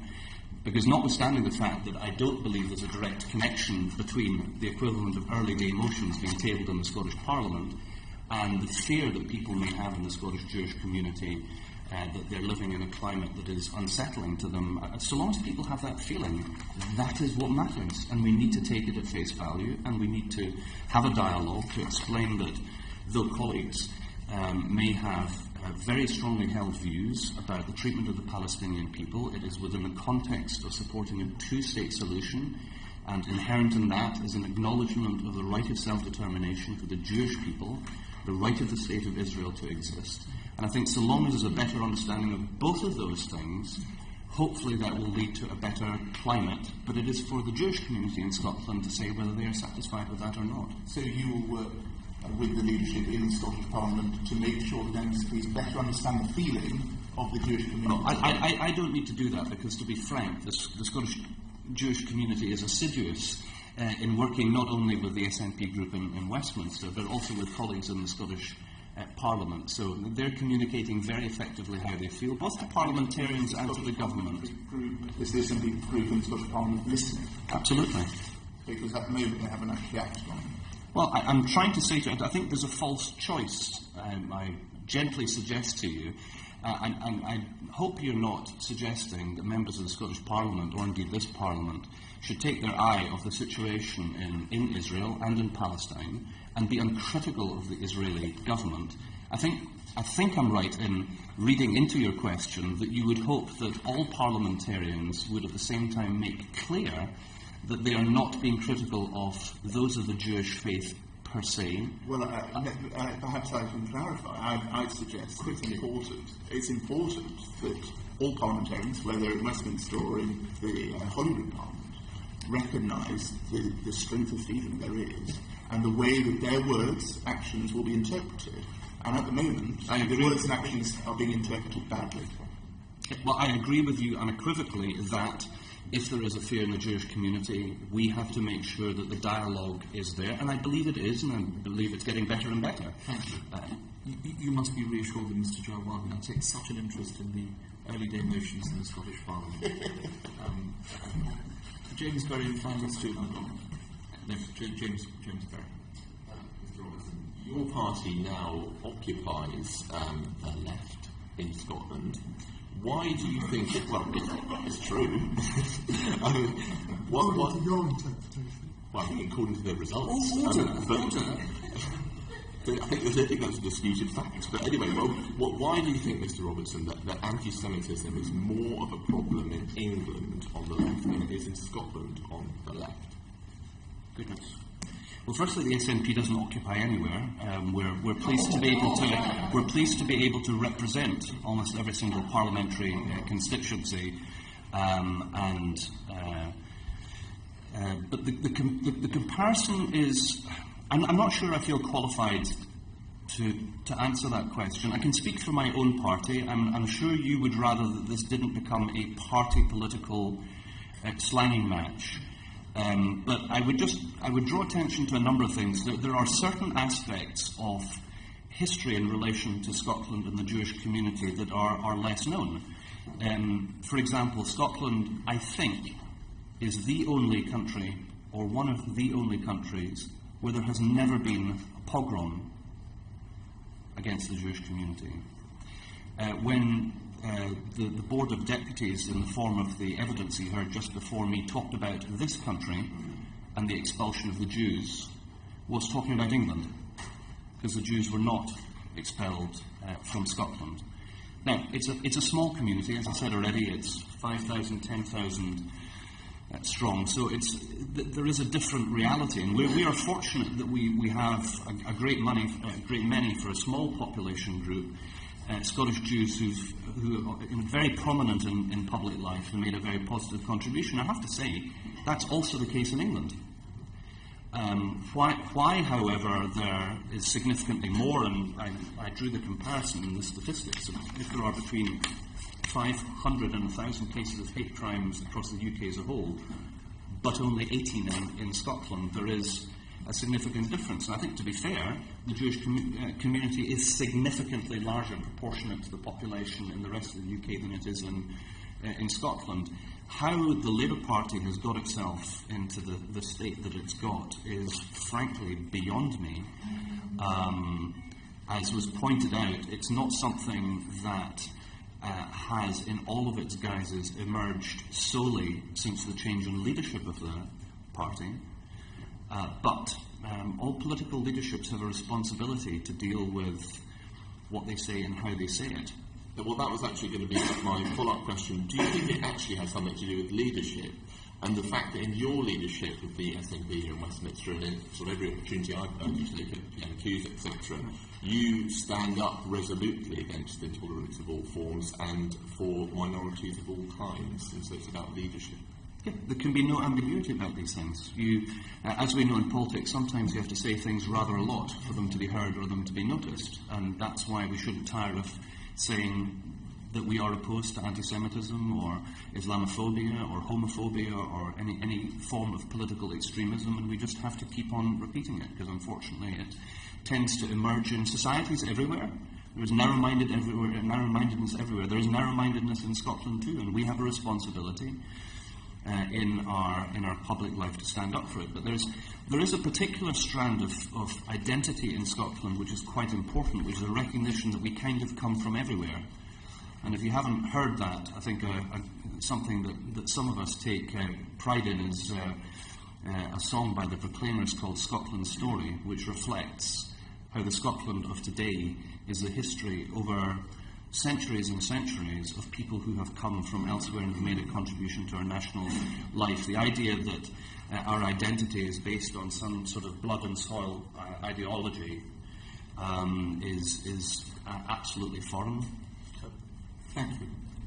Thank you very much for the evidence today. You talked about the necessity for leaders in particular to speak with great care.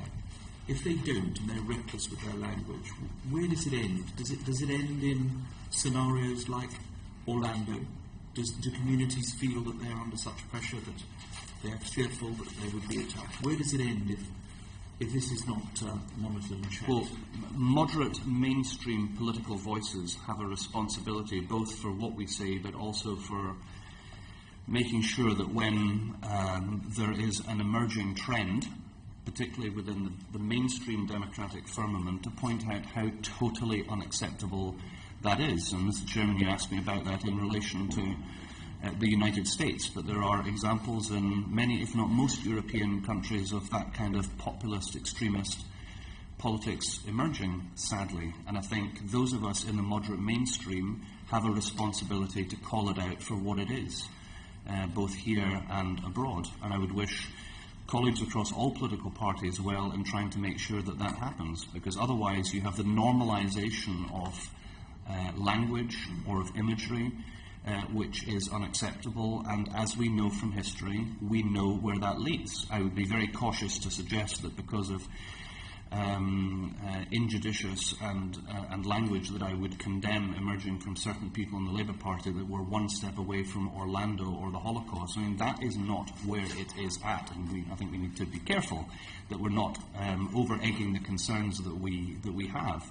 But we must not forget the lessons from history, and it started by demonizing people of a religious group or a minority, and we know where that ended, and it is not a happy place, and we should make sure that that never happens again. Sadly, there is an ideology that is afoot and has international reach now that is seeking to target people of different faiths, including Jews, and now we know of LGBTI people in the United States, and I fear it's going to get worse before it gets better, but we have a responsibility to stand up against that, the language, the intolerance, and we need to do that at home and abroad. Mr. Robinson, you're extremely busy. We are extremely grateful, the committee as a whole, to you for coming here today, for being our first party leader to give us evidence. And if there's anything else you want to write to us about before the inquiry is completed, we're very happy to accept any written evidence. Thank you very much for coming. Thanks for having me. Thank you. Order, order. Could we call Ken Livingstone to the dais?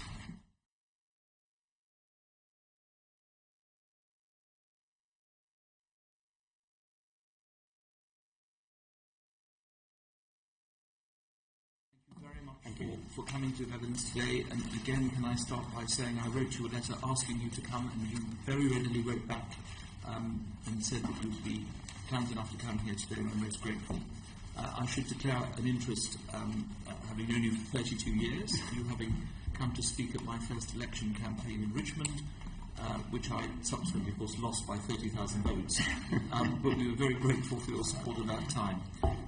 When we put questions to you, you're a former parliamentarian, it doesn't necessarily mean that we are speaking on behalf of ourselves. We're asking you questions which we deem important for our inquiry into anti-Semitism as a whole.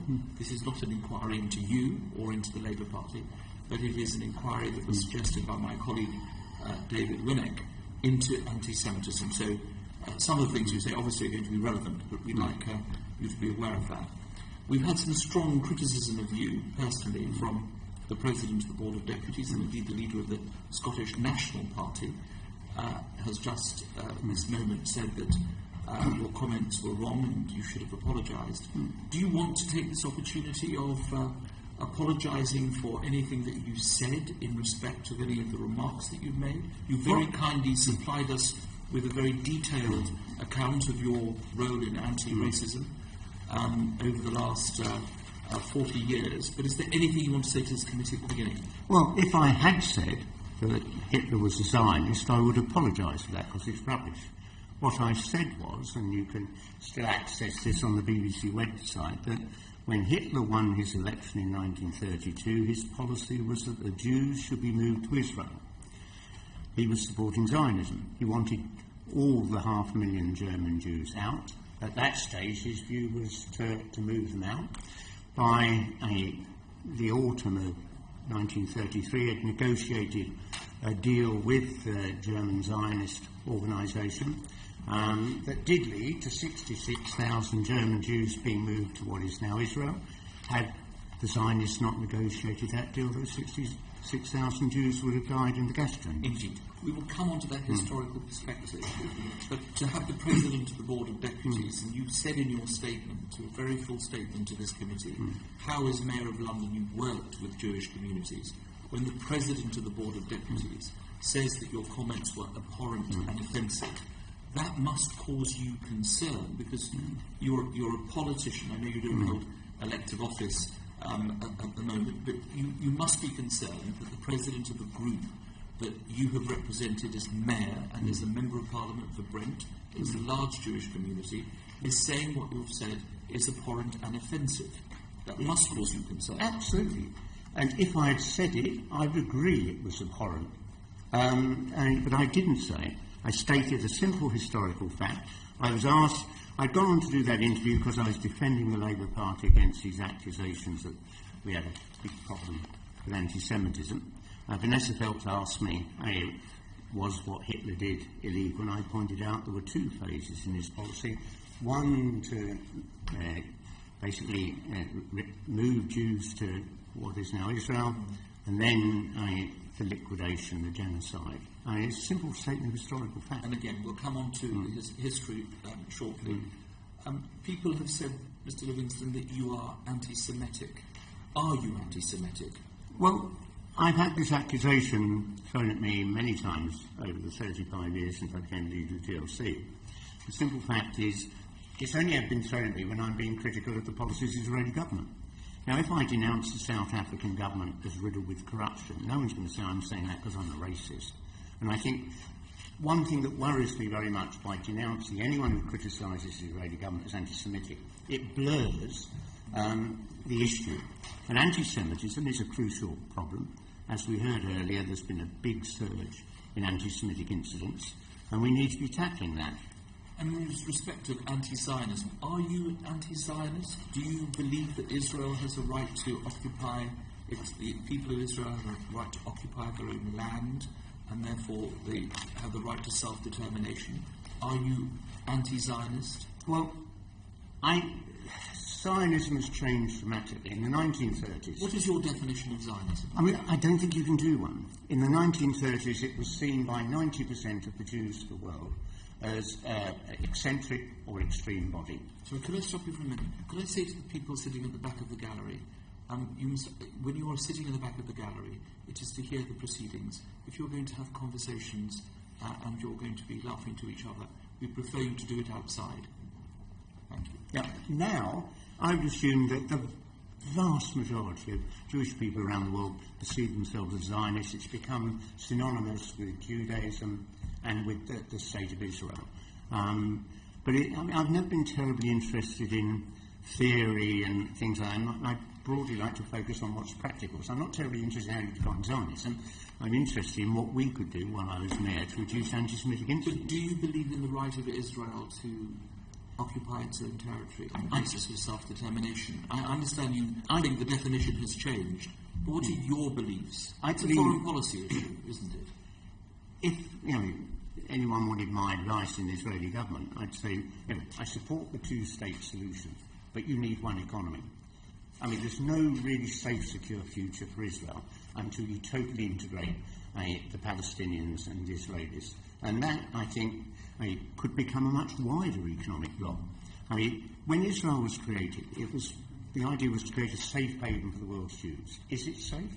How far are we away from a terrorist group getting chemical or biological or even nuclear weapons? We will come on to that, I'm sure. Now, in your interview with Vanessa Phelps on BBC London, you described it as over the top to think of anti-Semitism and racism as exactly the same thing. Do you not think anti-Semitism and racism are the same thing? No. Do you not believe they're in the same category?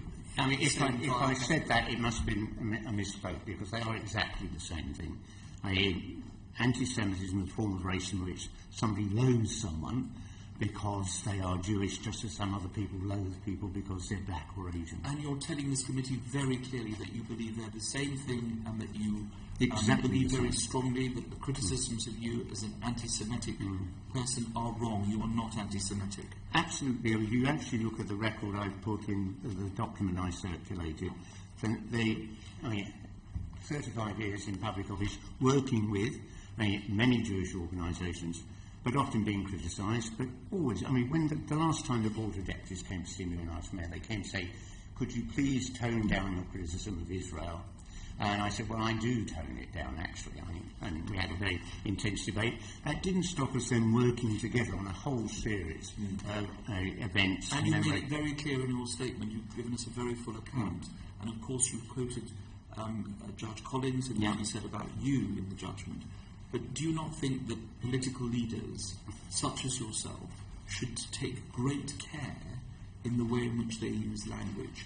That the wrong thing said at the wrong time could well be misinterpreted, and therefore, as you said, you misspoke at on the Vanessa Phelps programme. If I could go back in time and avoid referring to Hitler and Zionism in the Vanessa Phelps interview, I would, because Sorry, you would or you wouldn't? I would go back and remove it, because it allowed all the anti-Jeremy people in the Labour Party to start whipping up this as an even bigger issue. So you would accept that the use of the example of Adolf Hitler in respect of what you said was regrettable, and you wished you hadn't brought that into the discussion? It's a simple statement of fact. I regret using it because it became this hysterical issue, which in the midst of our campaign to actually do well in the local elections, the next day, virtually every front page was about me and anti-Semitism, and you had this ridiculous stuff on TV seen by millions of people of John Mann screaming that I'm a Hitler apologist and a Nazi apologist. I don't think it helped our campaign. Well, we'll be hearing, this committee doesn't have a campaign, but we will be hearing, you mean the Labour Party campaign? Right. It's the only one I'm involved in. We'll be hearing from Mr. Mann. He's a witness before this committee later on. Finally, for me, do you think that the Labour Party does have a problem with anti-Semitism? You said in interviews that you've given that in your 45 years as a member, you have never come across anyone who has behaved in an anti-Semitic way. Is that right? It's 47 years, and I've never heard anyone saying anti-Semitic. I do recall back in 1970 someone complaining in the Lord Labour Party if blacks wanted to be a part of Britain, they shouldn't be doing songs like Young, Gifted and Black. That's the last time I heard a racist comment in the Labour Party. Let's be honest. If you're a bigot, the Labour Party is not likely to be your natural sort of place to sign up and be involved in politics. Do you think anti-Semitism is on the increase?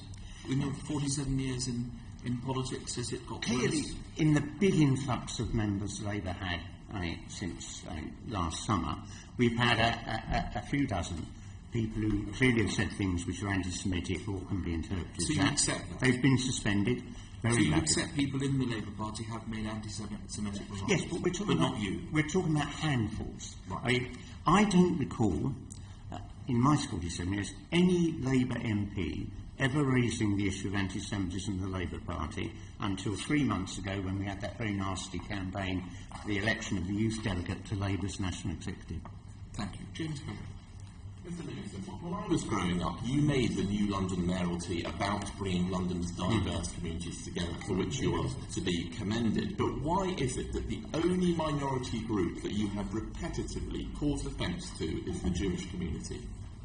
Well, because I've always been a critic of the way the Israeli government has treated Palestinians. I think it's one of the most appalling abuses of my lifetime.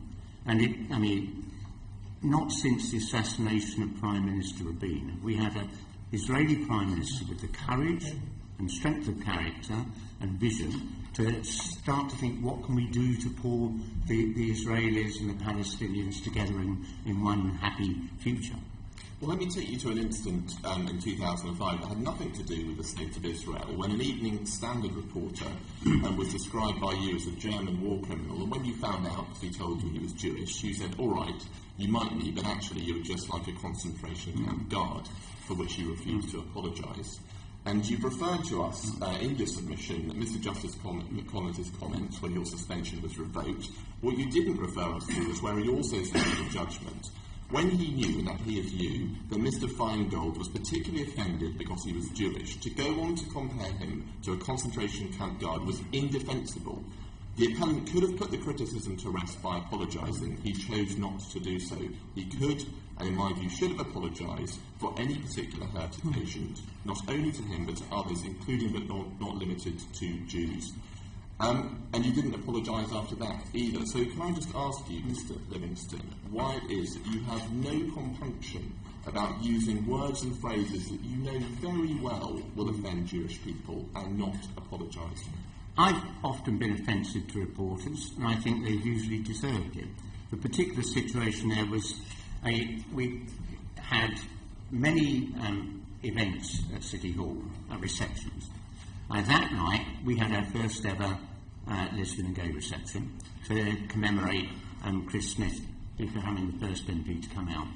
That was the first time the Evening Standard ever asked to be admitted to one of our receptions. I said no, because clearly they were going to come along and be unpleasant. And there was the guy outside at about 9 o'clock. I made it clear I wasn't going to talk to him. As I walked away, he pursued me shouting the same question, and I was rude to him, yes. I've been rude to any journalist. There's no way I can tell a journalist is Jewish. Right. Well, let's move to the more recent. I know you still don't apologise for that, but we'll move to the more recent incident with Naz Shah. Now, Naz Shah did apologise and apologised profusely for what were disgraceful and anti-Semitic comments on social media. But instead of acknowledging her apology, or even just remaining silent, you said her comments were not anti-Semitic and went on to say that Hitler had, in the initial stages, been supporting Zionism. Would you acknowledge that those comments merely poured petrol on the fire and caused very grave offence to Jewish people? I had never met Naz until the Labour Party asked me to go and campaign for her at the election. I was incredibly impressed. Here was a woman who had a very difficult life. She was in a viciously unpleasant campaign up against George Galloway, and in my time with her, she said nothing anti-Semitic. She did some silly things on her website, one of which was using that economic study done in the United States, which showed that it would be cheaper if all Israel's Jews moved to America, because America spends something like $3 billion a year supporting the Israeli state. But that's not anti-Semitic. I think her stuff was over the top, and particularly the remarks that she made back in 2010, I think it was, but they were made at a time when there was a very unpleasant conflict going on, and she was obviously angry. I don't think she's anti-Semitic. Do you think that, much as Mr. Justice Collins found a decade ago, that your persistent and absolute refusal to apologise for offence you caused to Jewish people compounds the initial offence that you caused by your comments? Well, let's be absolutely clear about this. I couldn't move, this last few months, I can't get down the street without people stopping me and saying, we know what you said is true, don't give in. Of course, a lot of Jewish people in the community are offended because they've been told a lie. they've been told that I was a Nazi apologist. What appalls me is that a handful of Labour MPs used this issue, deliberately lied about what I'd said, and smeared me because they wished to undermine the leader of the Labour Party. It's that simple. And I mean, they should be the ones being suspended. You deny that there is any problem with anti-Semitism in the Labour Party, yet the former Labour MP Tom Harris said this: if anyone still doubts the Labour Party has a problem with Jews, they should look no further than Ken Livingstone. And you know the most depressing thing? The party membership will still re-elect him to the NEC at the next available opportunity. Do you think he's right? No. Thank you. And somebody else has been quite critical. The new mayor of London, your successor, Sadiq Khan, said that he wore a badge of shame over anti-Semitism in the Labour Party, and that he wished that the Labour leadership could have been tougher on this issue. Do you think that Sadiq Khan is right to say there should be a badge of shame then because of Sadiq ran a very good campaign reaching out to all London's communities to try and bring them together, and I think that's exactly what he should do. I can only say, as I said, until these few dozen recent... I want you to answer the question about Sadiq Khan saying he wears a badge of shame over the failure to tackle anti-Semitism. I think it's wrong because I don't think Labour has failed to tackle it. Under Jeremy Corbyn, the people who said these anti-Semitic things have been suspended within days. Thank you. David Winnick. The core of the controversy, Mr. Livingstone, as you know, is the manner in which you stated that the Nazis wanted to move Jews to Israel, leaving aside, as you would recognise, there was no Israel, you mean Palestine, presumably. Yeah. Could you give any evidence where Hitler or any of the other murderous gangsters said that was their policy? On the 6th of July 1920, Hitler made a speech in which he said this, and I quote, "Jews belong to Palestine, and it is only there that they can expect their full civil rights." And as I said, when he came to power, he negotiated a deal to move Germany's Jews to Palestine. And I've never criticised the Zionist movement for making that deal, because the only other alternative at the time was the worldwide boycott of German goods by Jews all over the world. And as we saw with South Africa, that didn't work then, and I don't think it would have done. So they had to deal with who was in power, however repellent, however anti-Semitic, but it saved the lives of 66,000 Jews. Now, you gave a quote from 1920. Between 1920 and onwards, and particularly when the Nazis took power, when Hitler was appointed Chancellor on the 30th of January 1933, can you give any indication of documentary evidence where the Nazis said the Jews should move to Palestine? Oh, there's the source. And I know everyone's going to say, well, Lenny Brenner's an old trot and he's not an academic. So I brought you, if you wish to see it, the December 1978 article in the Chicago, University of Chicago Press, the Journal of Modern History, by Francis R.J. Nicosia, who has a whole range of details about not just the movement of Germany's Jews, but the agreement that was reached with Adolf Eichmann and the Zionists that shipments of Mauser pistols were sent to arm the Haganah. I mean, the simple fact is you have to deal. I watched Tony Blair have to deal with some really repellent regimes and embrace some of them. If you can't stand evil people, you shouldn't come into politics because you have to deal with them. But when the Nazis took power, how did they treat the Jews? Well, this is the appalling thing. There was a whole wave of anti-Semitic legislation. There was Kristallnacht, but if you... No, before Kristallnacht, that was 1938. Yeah. But from the moment the Nazis took power, how did they treat the Jews? Did they deny them citizenship? Yes. Mr. Livingstone, if you just answered the question, were they denied citizenship by 1935? They were completely discriminated against from the moment... In every conceivable way, without mass murder. Is that not the case? The Jews were discriminated against in every possible way, but mass murder certainly didn't take place through the war years. Is that correct? Yes. Yes. And if I can just yes, sorry, please. I mean, if you look at, I mean, the situation from the moment Hitler came to power, anti-Semitic legislation, discrimination, absolutely endemic. The only group of Jews he worked with was the Zionists, and his deputy, Heydrich, wrote in 1935 or 36 in his diary that, I mean, there are two kinds of Jews, those that wish to be assimilated and the Zionists are the ones we should work with. Jews were allowed to leave Germany. Yeah. And would it be correct to say they were allowed to leave Germany on the basis that they forfeited all their assets? Yes, the deal done was that the bulk of their wealth had to stay in Germany, and the Zionist movement had to agree to buy German goods throughout the 1930s. Yeah. Order, I think we need to try and address our questions to the current inquiry. This is history. I mean, what I'm saying to you, Mr. Livingstone, the offence has been caused by the fact that you have said, in effect, that there was an agreement, a general agreement between Zionists, as we describe them, and the Nazi government.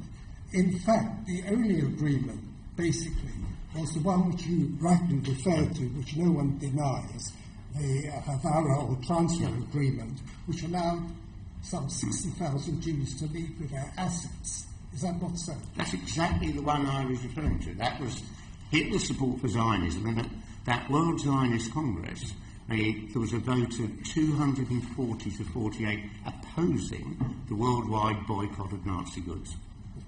And would it not also be the case that that agreement, far from being secretive or unknown, has been well documented? No one, you wouldn't deny that. It's been so many historians have written about it. It is published. Yeah. Mr. Livingstone, can I ask you whether you feel that by your actions and the manner in which you put your case over the matter which I've just spoken about, you haven't really advanced the Palestinian case effectively? Well, I don't know what I could do to do it. I mean, I don't think that Netanyahu's government is sort of particularly unresponsive to pressure from Obama, let alone anything I might be saying. What I'm asking you is that by the manner in which you approached subject, not for the first time, but particularly this latest controversy, there's been a tendency, wrongly in my view, as in yours, to link criticism of Israel with anti-Semitism. And what I'm saying to you, though I don't suppose for one moment you agree, that you've helped that. In other words, people who say they're criticising Israel as anti-Semitic point to you, and therefore, to a large extent, you have undermined the reasoned case for Palestinians, which is not, as we both agree, hopefully, anti-Semitic at all. I spent a couple of weeks in Israel in 1986 as a guest of Mapam, the left wing of the Labour Party. I found myself, I went everywhere except Gaza. They gave me a very extended tour. I stopped on a kibbutz, which seemed to be all filled with lefties like me. At that stage, there seemed to be a real potential there for Israel coming to a deal and reaching out to the Palestinians. I think under Netanyahu, we are getting no progress at all. Now, I support the two-state solution and also one economy, to lock it in place, perhaps to extend it eventually to neighbouring states. That's very helpful. And just as a follow-up, were you trying to advance the Palestinian cause in your interview with Vanessa Feltz and your subsequent comment? Is that why you did all this? No, I don't think we would. The only thing we were talking about in all the interviews, not just with Vanessa, was, is there a problem with anti-Semitism in the Labour Party? And David here has been in the party a lot longer than I have. I don't think he would honestly say that we've been a vehicle for anti-Semitism. He is not a witness, so you can't ask him that question, but we can ask Mr. Burrows to continue with the question. Then Mr. Uman. Do you believe anti-Zionism can ever be anti-Semitic? Do I? Believe anti-Zionism can ever be anti-Semitic? A lot of people will say things that are anti-Zionist because they're anti-Semitic, but criticising Israel does not mean you're a Jew hater. So you said that the words that Hitler was a Zionist is rubbish. Do you think that's anti-Semitic? Hitler was anti-Semitic, no doubt, from as a teenager. So to say Hitler was a Zionist, you said earlier that's rubbish. Would you say that to say those words is anti-Semitic? No, I mean, Hitler was not a Zionist. He we know that. Yeah. And we know that's rubbish. You said it's rubbish earlier. So I'm asking if someone posted out the words Hitler was a Zionist, would you characterise that as being anti-Semitic? I characterise it absolutely stupid and untrue. I mean, whether or not it's anti-Semitic. Would you agree that it's anti-Semitic? I mean, do you not? Well, if you okay. Will you answer that? Do you think it is anti-Semitic? I'm not going to disagree that it isn't anti-Semitic. I just think it's so wildly untrue. So do you think it's anti-Semitic to say that, for a newspaper editor to portray the Prime Minister of Israel wearing an SS uniform, doing a straight arm salute and standing on a pile of skulls? Would you term that as anti-Semitic? No, it's not, because the instance you're talking about was back in the 1982 when we had the situation that Israel had invaded the Lebanon and the Sabra and Shatila camps with only women and children and elderly men. I don't think this is. They were all slaughtered. If this was as Mayor of London, this was one of the London newspapers that was going out, and if it got into your newspaper, this portrayal, would you have allowed it? I did allow it. I mean, it was in the Labour Herald, and it depicted Prime Minister Begin standing over a pile of the corpses in Nazi uniform, and the reason we did that was we took our cue from Albert Einstein, because when Begin visited America in 1948 to talk to American politicians, Albert Einstein got a leading group of American Jews to send a letter saying that American politicians shouldn't meet with Begin because, and I quote, Begin's party is closely akin to the Nazi and fascist parties. And I believe that to be true. Do you agree with the Macpherson definition of racism? Could you? No, I'm certainly one on Friday, and I've left me hearing aid at home. If you could do you agree speak with up. the Macpherson definition of racism? Do I? An easy question. The Macpherson definition of racism. Yes, we adopted that when I was mayor. And so do you accept that your remarks that you made are viewed by many as racist by the vast majority of Jews and their collective communal representative bodies? Do you agree that that's what they view as being racist? If they have heard the things that I'm alleged to have said, they can feel that. Yeah, but you just said you agree with the Macpherson definition that a racist incident is any incident which is perceived to be racist by the victim or any other persons. Well, I'm telling you that a vast majority of Jewish people and their community representatives say what you have said is racist. So you accept that it is. But one thing that struck me, the people that have approached me on the streets these last 5 or 6 weeks, the number that have been Jewish saying, don't MPs read about history? I know what you said is true. But you hold to the Macpherson definition. You don't need to go out to the man on the Clapham omnibus or the man on the street. But if there is a group of people, community representatives and others that feel that as victims that you have effectively said things that are racist, that it has been investigated as racism. But if those... Do you agree with that? No, what I'm saying is this. If those people had heard what I actually said, which is that Hitler supported Zionism, as opposed to seeing on television a Labour MP screaming, I was a Nazi apologist. Well, of course, if they think I'm a Nazi apologist, they don't think I'm anti-Semitic, and that's deeply offensive. But most Jews are well educated, have done their history, and they know what I said was true. But if we look at, so you're basing on truth, and you fought a number of elections in London, and if I was to look into recent electoral history, I'd look to your manifestos for London as to the policy that you ran on. That's a fair enough comment. And so you said in your interesting discussion with John Mann, after your comments, you said that it was the policy of the Nazis in 1932, that was the policy they ran on in 1932, that Jews should be moved to Israel. So naturally speaking, we don't need to delve around 1978 articles or other so-called historians. We should look to the Nazi manifesto of 1932. Have you read it? Pardon? Have you read the Nazi manifesto? No, I've read the reports about it in the histories I've read at the time. So I haven't got a copy of Hitler's manifesto. Why not? If you're going to really hold on to this this remark, you'll know it's controversial, you'll know it has offended many people and individuals, then surely, as a politician of old, you'll know that the first place you look is the manifesto.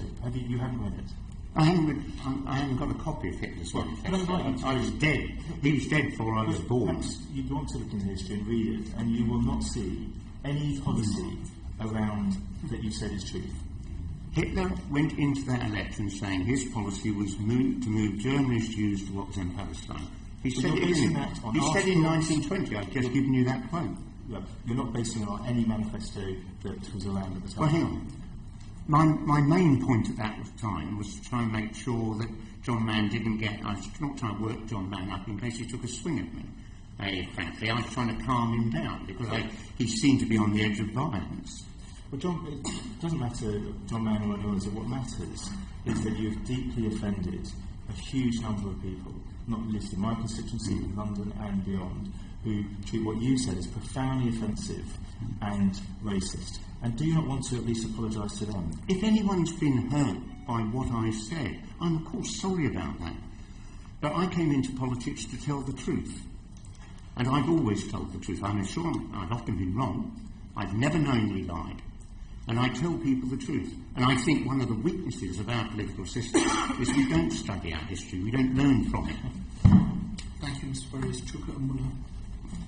Our party's constitution says that the Labour Party is a democratic socialist party and that we seek to create, amongst other things, a community where we, and I quote, live together freely in a spirit of solidarity, tolerance and respect. These are amongst the values to which I subscribe. Would you subscribe to them too? Absolutely. Would you agree, and it also says this in our constitution, that in order to achieve these values, we seek to create a society which, and I quote again, delivers people from the tyranny of prejudice. Would you agree with that? Absolutely. Now, as has already been said, over 6 million Jewish people, well over 6 million Jewish people, were killed during the Holocaust at the behest of Hitler. Do you believe that conflating Zionism with Hitler's views, which you did in the Vanessa Feltz interview, causing obvious and foreseeable offence to Jewish people, runs counter to the spirit of solidarity and respect towards others that our party's constitution demands of us? Telling the truth cannot do that. I've had Jewish people stop me on the street and I've had hundreds of people stop me on the street and say, you know what you said is true. Disproportionately, those people have been Jewish because they know their history. I want to better understand, well, the public will be the judge of that, but I want to understand your motivations in making the comments that you have, and I'm not totally clear what the answers were when the chair was asking you earlier about your attitude towards the Jewish state. So can I just, for the sake of clarity, do you believe in the right of Jewish people to self-determination? Do you believe in the right of the State of Israel to exist? Then why did you say in an interview with the Arabic TV station Al-Gad al-Arabi, why did you say, and I quote, the creation of the State of Israel was fundamentally wrong? And in the same interview you said, the creation of the State of Israel was a great catastrophe. If you believe in the right of Jewish people to self-determination and the right of Israel to exist, how can you say those things? What I'm pointing out is that a majority of survivors of the Holocaust did not want to go to Israel. They wanted to be absorbed primarily into America or Britain. And it was, I think, a mistake not to give them that choice. The simple fact is, you recall that when the State of Israel was created, the first Prime Minister urged all America's 5.5 million Jews to leave America and come and live in Israel. 1/5 of 1% did in 15 years. And that's the tragedy. So do you stand by the statement that the creation of the State of Israel was fundamentally wrong and was a great catastrophe? Do you stand by what you said, yes or no? It's a catastrophe in the sense that... So you do? No, it's a catastrophe in the sense that the deal done was for 2 states and a division. The tragedy is, and it's the legacy that still leads to violence today, 700,000 Palestinians were driven out of their homes illegally at gunpoint, and the Prime Minister of Israel said that the old will die, the young will forget. They haven't. There's still 3 million in refugee camps. Sorry, look, we only get a small amount of time to ask you a question. So either you thought it was wrong, and it was a great catastrophe, or not. Yes or no? It was right to say we'll create a haven for those Jews who wish to go there. It was not right for the Israeli government to expel... Was it a catastrophe, and was it wrong or not? It wasn't wrong to create it. It was a catastrophe to expel at gunpoint 700,000 Palestinians from their homes. Sorry, that was not the question I asked. But that's the answer I'm giving. That's why we haven't got peace in the Middle East now. Mr. Livingstone, if you would wait for this gentleman. Can I just move on a little bit from this and just ask you whether you disagree that those who do not recognise the state of Israel or its right to exist are anti-Semitic? You can't simply say because somebody is opposed to the creation of the state of Israel, they're anti-Semitic. So hang on just a minute. If a person thinks that the state of Israel does not have the right to exist, you don't regard that as anti-Semitic? Many of them will be anti-Semitic. Some won't. Let's not forget, we promised the Arabs an Arab government. At the same time we promised the Israelis. We lied. The British government lied. The British government lied. It told the Arabs that if you fight on our side again in World War I, you'll be given a Hashemite kingdom. Instead, we split it all up between France and ourselves. We created a legacy of conflict that's still there today. Thank you. Can I go on to just... and James Berry actually just talked about some of this. And it is the various different things that you have said, completely separate to what the State of Israel is accused of doing or may not have done. But when you look at the catalogue, 1982, the cartoon depicting an Israeli Prime Minister as a Nazi officer. 2005, calling a Jewish reporter a Nazi concentration camp guard. 2014, a Newsnight interview where you suggest that Jewish people are unlikely to vote for the Labour Party as they get more wealthy. And then we've heard all your various utterances recently. Would you make the same kinds of comments about black people? Yes or no? I mean, please just answer the question. You can't have yes or no answer on this.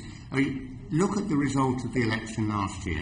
I'm not asking you what the result of the election is. I'm just asking whether you would make the same comments in respect of black people. You asked me my views about why Jewish people vote as they do. Last year, sorry, audience member, you must get the witness answer. You can say but he's not answering my question. You don't like the answer. That's the difference.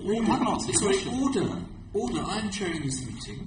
Mr. Livingstone will answer, and then Mr. Amuna will ask again. It is for the witness to decide what they want to say. We went into the election led by a Jewish leader. Over 60% of British Jews voted for the Conservatives, and 22% voted Labour. We can argue about why they did and didn't go. I think 50 years ago that would have been a very different figure. Look Aren't at you facts. just stereotyping a whole group of people? I'm not stereotyping. I'm looking at the data published by the pollsters. Look at the facts of my record as mayor. In 7 of the 8 years I was mayor, anti-Semitic incidents were reduced. The only year they weren't reduced was 2006, when in the aftermath of the invasion of Lebanon, the figures didn't move down, they didn't go up. In the rest of Britain and across Europe, according to the Community Security Trust, they doubled. Whatever you may say, my period as mayor saw a reduction in anti-Semitic incidents. In Boris Johnson's first year, I think they went up 50%. Thank you. So you might not agree with what I say. The legacy of what I've done should bear some study. Mr. Wood, a final question. I'll just say this, Chair, to Mr. Livingstone. You were born in my constituency. You went to school in it. I and many other Labour colleagues of all backgrounds and faith, we campaigned not just once, but twice for you to be mayor. I think you campaigned for me. And you did help reduce poverty. You did help reduce inequality. You did improve the housing situation in our capital city. But you're not a historian, you're a politician. And by needlessly and repeatedly offending Jewish people in this way, you not only betray our Labour values, but you betray your legacy as mayor, because all you're now going to be remembered for is becoming a pin-up for the kind of prejudice that our party was built to fight against. That is a huge shame, and it's an embarrassment. And you know what? I will get trolled incessantly after this exchange. I don't care. Please put your question if you're putting this. Is not an opportunity to make statements. What is your question? Is there a question for Mr. Livingstone? I'm just making a comment since you won't answer me my questions. All I'd say is, if you look back, many of the things I've said have been controversial. When I defended lesbian and gay rights in 1981, we were denounced. When we said we needed to negotiate with the IRA, we were denounced. The simple fact is, show me what I got wrong in those times. I was just prepared to challenge the bigotry of the day, and I'm prepared to challenge bigotry today. I challenge your bigotry too. Order, Mr. Umana. I'm sure Mr. Umana will write to you and put those views down, and you can reply to him, but it's not for this committee. I'll take him out for a meal, that would be easier. It's not for this committee, I'm afraid. Victoria Atkins. I've read your pleading that you helpfully provided to this committee this afternoon. It is 2.5 pages of closely typed, close type. It has 25 paragraphs, and in it you treat us to the views of a professor, a High Court judge, President Obama, and you talk about bridge building initiatives. Nowhere in this document is there an apology for causing the offence you have caused. I give you this opportunity now, Mr. Livingstone. Will you apologise? If I had said something that was untrue and it caused offence, I'd apologise. What I said was true. What caused offence was a group of embittered old Blairite MPs running around lying about what I had said. Yes, it's no good you wriggling away to a minute. Describing me as a Nazi apologist is a lie. And I could have sued him. I'm just not going to waste my time. I haven't finished with you yet. Sorry, Mr. Livingstone, it would be better if we keep the personalities out of this and just concentrate on the questions that Vicky Atkins is going to put to you now, rather than referring to members of the committee. Vicky Atkins. Mr. Arkush, who is a father and a grandfather, said this afternoon, as you sat behind him, that your recent comments had made him feel, amongst other emotions, sad, shocked, and insecure. Do you apologise to him personally for your comments? You should remember what he also said. He claimed that I had said Hitler was a Zionist. That was the lie that was peddled in the aftermath of my interview. I didn't say that. You can go and listen to the recording. I said he was a supporter, but he's one was a Zionist. He was anti-Semitic. So you're blaming Mr. Arkush for the offence you have inadvertently No, caused? I'm blaming the people who lied about what I said, both MPs and journalists. You said in the Vanessa Feltz interview, and I quote, "I've been in the Labour Party for 47 years. I've never heard anyone say anything anti-Semitic." Having heard the question from Mr. Burrows about McPherson, definition of racism, having heard Mr. Arkush's evidence about his views on your comments, in which he said they were anti-Semitic, given you were a member of the Labour Party at the time you said them, do you now retract that comment? Which comment is that? That you have never heard anyone say anything anti-Semitic, because the view of many people is that you yourself said something anti-Semitic.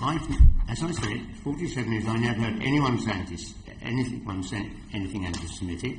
It's only in this last 3 months that we've had a few stupid blogs and so on, but the Labour Party suspended the people who've done that. And in the same interview, you said there has been a very well-orchestrated campaign by the Israel lobby to smear anybody who criticises Israeli policy as anti-Semitic. Is Mr. Arkush part of that? I doubt that. Israeli policy? I doubt that. All right. Later on, in an interview with Daily Politics, you said the following. I think blurring these two things undermines the importance of anti-Semitism, because a real anti-Semite doesn't just hate the Jews in Israel, they hate their Jewish neighbours in Golders Green or Stoke Newington. It's a physical loathing.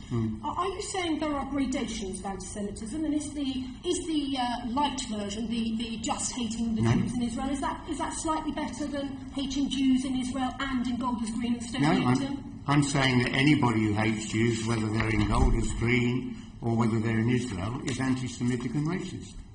And Ms Chakrabarti, who's holding this report for the Labour Party, she's not calling you to give evidence to her consultation. Would you like to defend your position in her review? Would you like to give evidence? I was acutely disappointed when I read that. I can't see any justification for my not being called and questioned by that inquiry. And I can't understand why they're not. Do you encourage her, therefore, to call as part of the inquiry? Absolutely. And do you still believe that your suspension, after all the evidence we've heard today about the effect on great numbers of Jewish people, but also individuals like the witness we heard at the very beginning of our evidence, do you still believe that your suspension from the Labour Party was caused by embittered MPs? Absolutely. So, Mr Livingstone, would it be fair to say that when it comes to your role in this anti-Semitism report and so on, that you are the victim? Everybody else is out to get you, whether it's the Israeli lobby or the embedded MPs or Tories who have somehow got something to do with I don't know what. It's all a conspiracy against you. They're not out to get me because I'm a retired pensioner, I'm like a house husband. They're out to get Jeremy Corbyn, and that's why they whipped up this hysteria about anti-Semitism. It will fade away now because they're preparing to blame him in case we vote to leave the common market, the EU. That's the next attack. Have you actually looked? The MPs who smeared me about anti-Semitism have been criticising Jeremy Corbyn and stabbing him in the back for the last 9 months on a whole series of issues. So the upset you have caused is hysterical. No. That's your view of it. The upset caused by those MPs who lied, saying that I was a Nazi apologist. Someone watching that on television, of course they're going to be concerned. What I find appalling about the motivation of those MPs, they're prepared to cause worry and doubt and confusion amongst our Jewish community in this country just for short-term political gain. Thank you. I finished. Thank you, Mr. Thank you. Stuart John. I think you said at the outset that you would have apologised if you'd said that Hitler was a Zionist, but you're not apologising for saying that you're supporting Zionism. I don't quite get that distinction. I'm afraid you've got to speak up. I said I've left my hearing aid at home. Sure. You said at the outset that you would have apologised and you would have been wrong for saying that Hitler was a Zionist, but you're not going to apologise for saying that Hitler supported Zionism. I'm just not clear on the distinction why you'd apologise for one and not the other. As I read out from the various quotes, and if you want I can leave you the history document that has got all that stuff in. I mean, Hitler did support Zionism, not because he didn't hate Jews, but he saw that was the way of getting rid of them. And why would I apologise for stating his doctrine? You wouldn't ask me to apologise for saying 2 + 2 makes 4. That wasn't really Zionism, though, was it? I mean, forced expulsion to a state is something somewhat different from establishing a state to which people are welcome to move. It's not the same thing. I'm really having problems hearing you, I'm afraid. Surely you recognise that that isn't supporting Zionism. Creating a state and forcibly expelling people to it is very different from having a state that's established and then people are welcome to move to it. He supported the Zionists because by doing that deal, the Zionists undermined the worldwide boycott of German goods that were organised by Jewish groups all over the world.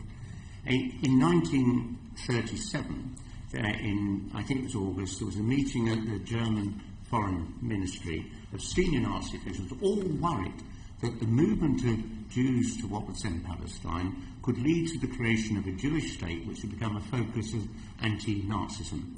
And they were recommending to Hitler that he stop that. Hitler directed them to continue to move the Jews to Palestine. Right, putting aside these historical debates and putting aside your view that there isn't a problem with anti-Semitism in the Labour Party, you must surely accept that the relationship between that party and the Jewish community is now at what we might say is a low ebb. How would you advise Jeremy Corbyn to repair that relationship? I mean, we've actually got to demonstrate through Shami Chakrabarti's study that we've had a look at this. It will be published. I suspect that she will come back and say, yes, you had a handful of people who joined the Labour Party in this last big insurge of people who have said anti-Semitic things.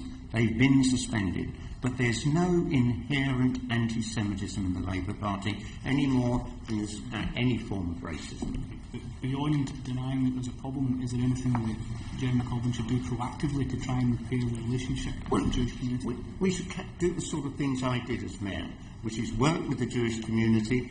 I mean, one of the things that when we started doing an annual Holocaust memorial event at City Hall, we specifically targeted school children because we found that many school children knew nothing about this. They thought the Second World War was between us and the Soviet Union. I think we don't teach enough history in our schools. Kids are growing up ignorant of the Holocaust. Thank you. Thank you very much. How do you think we should tackle anti-Semitism? I think you've got to explain the history of what's happened to the Jewish community over 2,000 years. Their expulsion by the Romans, their anti-Semitism that was endemic in so many countries. I mean, Britain, England as it then was, expelled its Jewish community and only brought them back. Let us understand the history. Let us build the events we put on in Trafalgar Square, where we celebrated Jewish events alongside with Hindu and Muslim ones, so other people get to come and see that the people living next door to them are just the same as they are. So it is historical. You have to explain the history. I think the history repeats itself again and again. We should study it. Thank you. Tim Lawton. Your interpretation of history is a bit dodgy, isn't it? No. Well, you said, let's remember when Hitler won his election in 1932, his policy then was that Jews should be moved to Israel. He was supporting Zionism.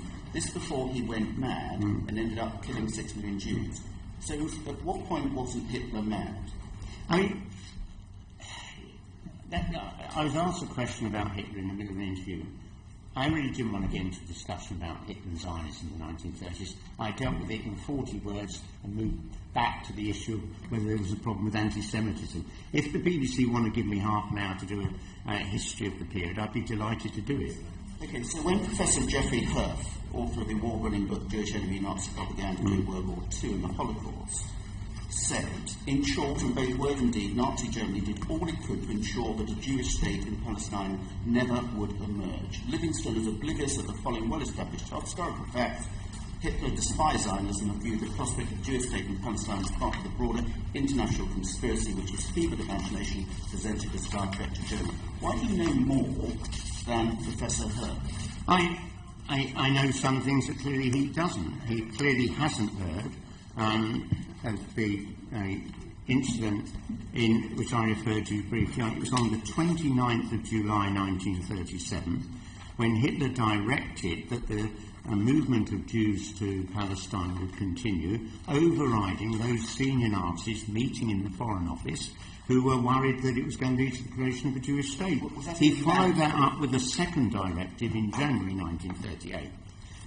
And in 1938, I don't know whether he's sane or insane. I mean, if you read about the period in the last 2 or 3 years of his life, he was obviously completely unbalanced and took manic decisions. Only the last 2 years. Okay, let's go to currently. Do you think Donald Trump is a racist? Oh, absolutely. He is, like so many people... A yes will do. So we've heard from you this afternoon no essence of an apology for comments that you have made. We've heard that you've not heard an anti-Semitic or racist comment within the Labour Party since 1970, that Zionism has changed dramatically, that's another of your defences, and that many Jewish people have come up to you on a street, which the street is, to tell you that we know what you said is true. So by the same token, when various Hispanic Americans go up to Donald Trump and tell him we know what you're saying is true about the war, then under your terms he's not actually racist, is he? No, anybody who supports Trump's attempt to build a wall or to deport people of Mexican origin who are living in America is clearly racist. So why do Jewish people are telling you that your comments, which have been widely interpreted as anti-Jewish and anti-Semitic, are not racist? Why does the same not apply then to Donald Trump? I take the view that both of you have been racist in those comments. Why are the rules different for you than it is for Donald Trump? I mean, it's a simple fact in life. I'm telling the truth. Okay. I don't think we're going to get further on that one then, are we? So, you said there have been no incidents that you've come across of anti-Semitism or anti-racism in the Labour Party since 1970. Yeah. That can be down to three things. One, there has been no racism or anti-Semitism in the Labour Party since 1970. Unlikely. Two, there has been racism, but you've been rather sheltered from it and have lived a rather charmed existence in the Labour Party. Or three, there has been racism and anti-Semitism, you don't recognise it as racism or anti-Semitism. Which do you think is the truth? Well, the simple fact is, as I said, I don't recall, in my 47 years in the party, any Labour MP ever raising this issue until 3 months ago when we were having the youth elections, the NEC. Not once. Okay. And I was on Labour's NEC under Neil Kinnock, under Tony Blair and under Ed Miliband. Never once did we have a complaint coming in about anti-Semitism. And you could actually ask the Labour Party for access to their files to see if there is any record of that. Okay, I think we'll go for the sheltered option of those. So if you were to say to a black person, why don't you go back to the country where you came from, do you think that's racist? Yes. So why in 2006, when you were mayor, did you tell the Rubin brothers to go back to where you came from? Because they were undermining our Olympic bid and delaying the start of the project. If they had been two black people undermining the Olympic bid, it would have been racist to tell them to get back. I've been very rude about them because they have a pattern. Excuse that you're allowed to be rude because you're just gay. Yeah, I wasn't rude to them because they're Jewish. I was rude to them because they were delaying our Olympic project. Could we have a question and an answer? Did you not know that the Rubin brothers were Jewish? No. Isn't there a clue? Excuse me, I've been an atheist since I was 12. Unless someone turns up wearing religious garb, I don't recognise religion. So you have no inkling that there was a possibility, slightly, that Mr. Rubin and Mr. Rubin could possibly be Jewish. I don't look at people thinking, are you black or Jewish or anything. They just deal with themselves. My objection was that they were stalling the development of the Olympic site, which is their classic pattern in all their major land holdings. Are those not grounds for saying, I don't agree with what you're trying to do, please don't do that, rather than saying, go back to where you came from, which in your own words, you have admitted is racist, and you're now seriously trying to tell this committee you had no inkling that Mr. Rubin and Mr. Rubin were Jewish? Absolutely not. I mean, I've just been rude to them. And look, let me admit now, if you want a confession, often in my life I've been rude to people. Usually they've deserved it. The Rubins deserved it because they were endangering the development of our Olympic project. This is really the Rubin's development is actually not part, but the point is well taken, Mr. Chairman. Nusrat Ghani and finally Ronald Jawan, then we will have to close. We talked about history, and Friday is your birthday, so happy birthday. And we've gone through some of the quotes that you have used over the last couple of years, over time, over history, and you tend to reference Hitler and Nazi Germany a lot when you're offended by people, which is a very rare thing to do. When you're offended by people, you can say anything, but to bring up Hitler and Nazi Germany all the time, you either have a very unhealthy obsession with Hitler and Nazi Germany, or you are quite relaxed in trivialising the Holocaust and the atrocities that Hitler carried out. You need to remember, I was born in 1945. I grew up in that post-war Britain where my parents' generation, the war was the defining issue of their lives. They talked about it all the time. We went to see films about it on the cinema. There were series on the television.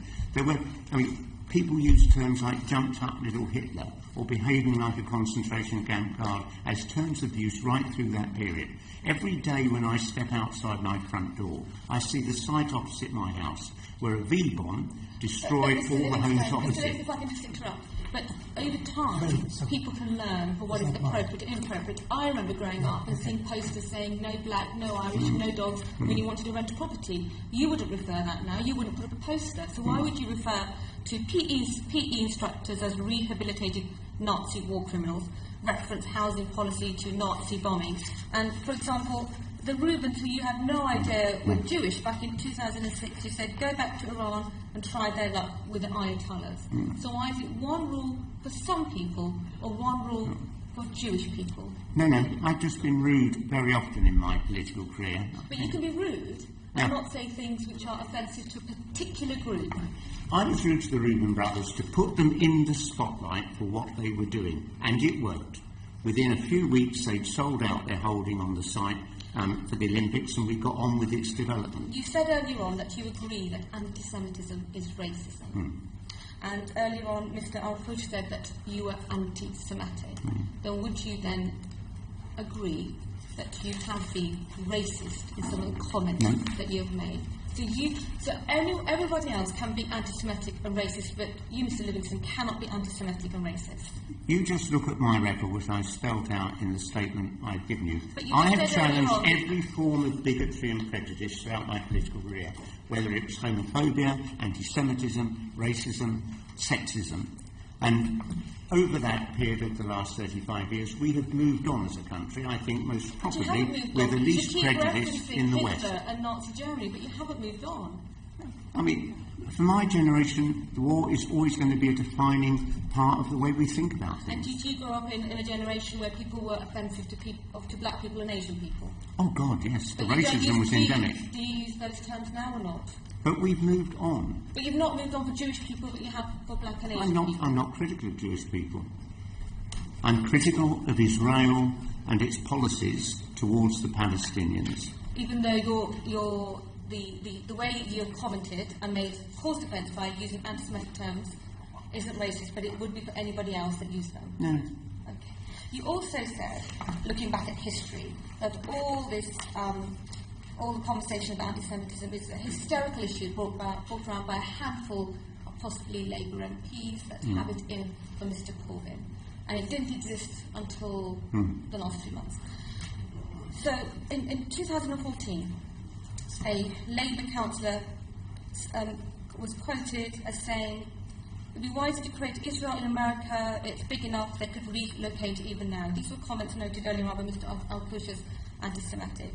Another Blackburn councillor said, "Apartheid, at its best, Zionist Jews are a disgrace to humanity." That was in June 2015.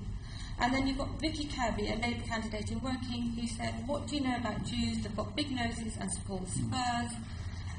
Who is a Zionist God? I'm starting to think it might be Hitler." This was in the last 3 months. So it can't be a conspiracy amongst a handful of Labour MPs trying to have a pop at Mr. Corbyn. But it's only in the last few months that those comments have been exposed and been in the media. We didn't hear about them before.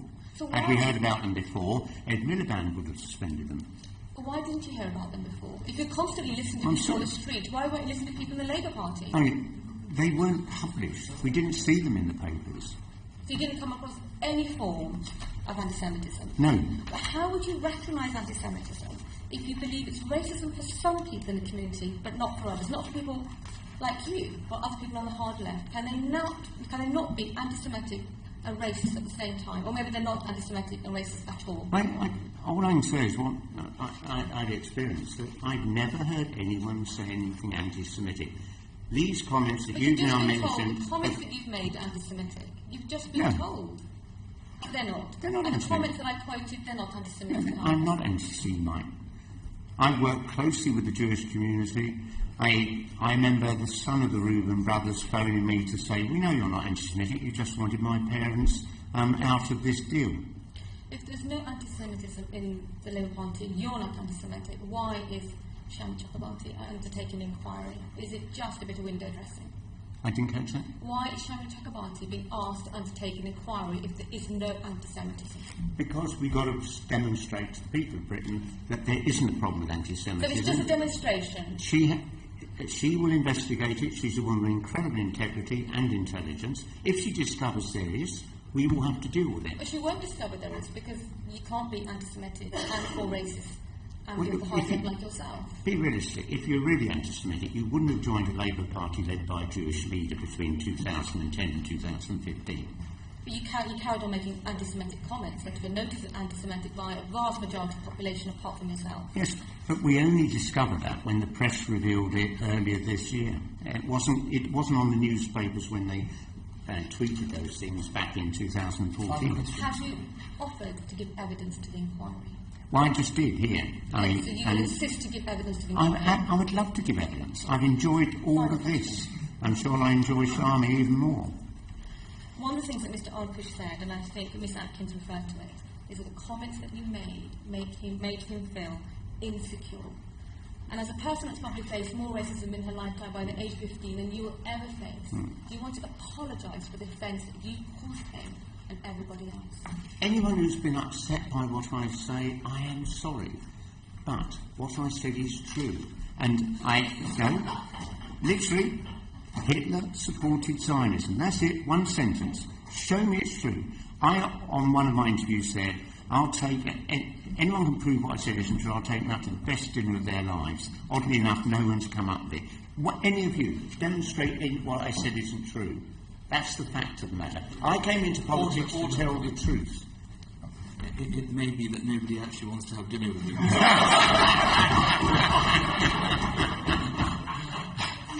Mr. Jaiwan. Mr. Livingstone, before I ask my substantive questions, I'd like 3 points of clarification. And they can be answered yes or no. And very quickly, Mr. Jaiwan. Is it anti-Semitic to publicly embrace a leading Islamist who says that the Jews had it coming and that the Holocaust was divine retribution? Yes or no? No. Thank you. Is it anti-Semitic to say that Jews were important in financing the slave trade? That's not true. Yes or no? That is clearly anti-Semitic. Is it anti-Semitic? Yes or no? It's not true. It's anti-Semitic. Is it anti-Semitic to say that we need to reopen the Jewish question? Well, I don't even know what the Jewish question would be. Said by Jerry Downing, one of Labour's... Jerry Downing used to be in the Labour Party. Well, I found him eccentric, to put it mildly. Right, okay, so eccentric is as far as we'll get. You defended now Shah's endorsement, though she apologised for it, of a post arguing to deport Jews to the top and route, but not anti-Semitic. The legal definition of this practice, denying millions of Israeli Jews their home and deporting them, is, I'm afraid, in my view, ethnic cleansing. How would you describe an endorsement of ethnic cleansing against Jews, if not as anti-Semitic? Of course, ethnic cleansing of Jews would be anti-Semitic, but that tweet, which shows the little map of Israel in North America, it's not about deporting the Jewish community out of Israel. It's just an American academic looking at the economic cost of $2.8 billion a year to America in supporting the state of Israel, saying we'd be better off if they all lived here. He wasn't anti-Semitic. You've also stated, as we've heard already, you've never heard anything anti-Semitic from members of the Labour Party. But a few years ago, you described the cleric Yusuf al-Qaradawi, a man who I referred to a moment ago, he said the Holocaust was divine punishment. You described him as one of the leading progressive voices in the Muslim world. So are you really well qualified to recognise anti-Semitism when you see it? Well, on Yusuf al-Qaradawi, I had no knowledge of Qaradawi at all until... and yet you said he was one of the leading progressive voices. Wait, let me tell you what happened. He was coming to do a speech at a conference being held in City Hall in August 2004. That day, the Sun headline was "The Evil Has Landed." I instructed my staff to find out who Qaradawi was.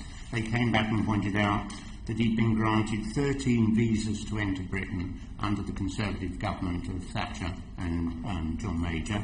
There had never been any objection to his coming to Britain. He was a board member of the Oxford Centre for Islamic Studies, of whom Prince Charles is the patron.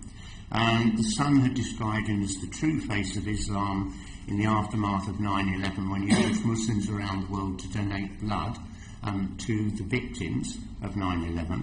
And Special Branch told us that they thought he should come here because he was the leading Sunni critic of Al-Qaeda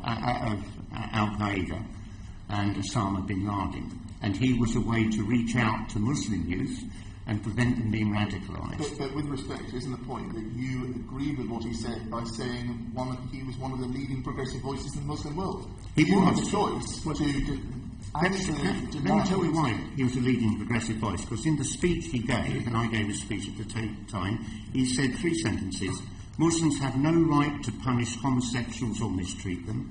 The respectable and honest Muslim man does not beat his wife. The Muslims, Christians and Jews are all people of the book. I can't believe what I hear someone say while I'm reading the papers. We're not going down this road. We want one final question for you, Mr. Jawad, and then we have to close. Are you concerned that your remarks echo Stalin-era propaganda? I mean, the Soviet bloc ran an anti-Semitic propaganda campaign claiming Zionists were complicit in the Holocaust. Doesn't it worry you that you cite a series of no-brainers, as you said earlier, and so does Nick Griffin of the BNP and far-right US followers of Well, let's not forget, Stalin ordered his delegates to support creation of the State of Israel at the UN. Are you concerned that your remarks echo that propaganda and that you're aligning yourself with Nick Griffin of the BNP? No, I'm not aligning myself with Nick Griffin. I just simply tell the truth. Often people don't want to hear it. That should never come into politics. We're at the end of this. Thank you. I'm happy to carry on as long as you want. Well, no, unfortunately, though we'd love you to, there's other business we have to contract. Mr. Winnick has two very quick final questions. Yes.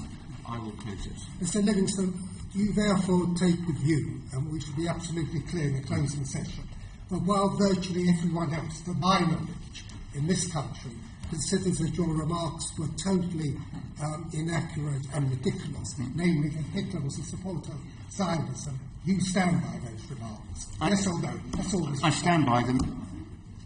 And can you explain, again, very briefly, why it is that members of Parliament from various sides, and certainly Labour MPs, who over a long period of time, perhaps longer than you, have advanced the Palestinian cause, have explained the injustice that Palestinians suffer day in and day out and the humiliations, they have not been accused by the Jewish community, as far as I'm aware, of being anti-Semitic, but somehow you alone, seem to be the martyr. Can you explain that? I'd simply point out that if you go to the Holocaust Memorial in Jerusalem, you can pick up this document, which they give out, which shows exactly what I said is true. It lists Hitler's collaboration with the Zionists. I asked you, Mr. Livingstone, I asked you a question just now about MPs who have advanced the cause of the Palestinians, been consistent, been principled, and not have been accused, as I've said, as far as I'm aware, by any Jewish organisation, the Board of Deputies or anyone else, of being anti-Semitic. So why are you playing the martyr? I have no idea. That's a question you should put to those who denounce me. I think the explanation is pretty simple. Thank you very much. Ms. Livingstone, you very openly came before this committee to give evidence, and we're very grateful to you for that. I think that the committee feels that you are unconvincing on the issue of anti-Semitism, and it may be worth your while issuing a more formal statement, because although we accept what you've said to us today, that you wish to apologise for all those who are upset, you seem not to accept the reasons why they are upset. So we are unconvinced on that. If there's any further evidence you wish to submit to us, then we're very happy to accept that. And thank you very much for coming. A pleasure. Order. That concludes.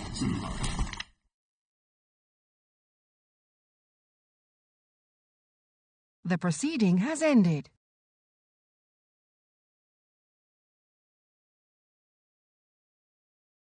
The proceeding has ended.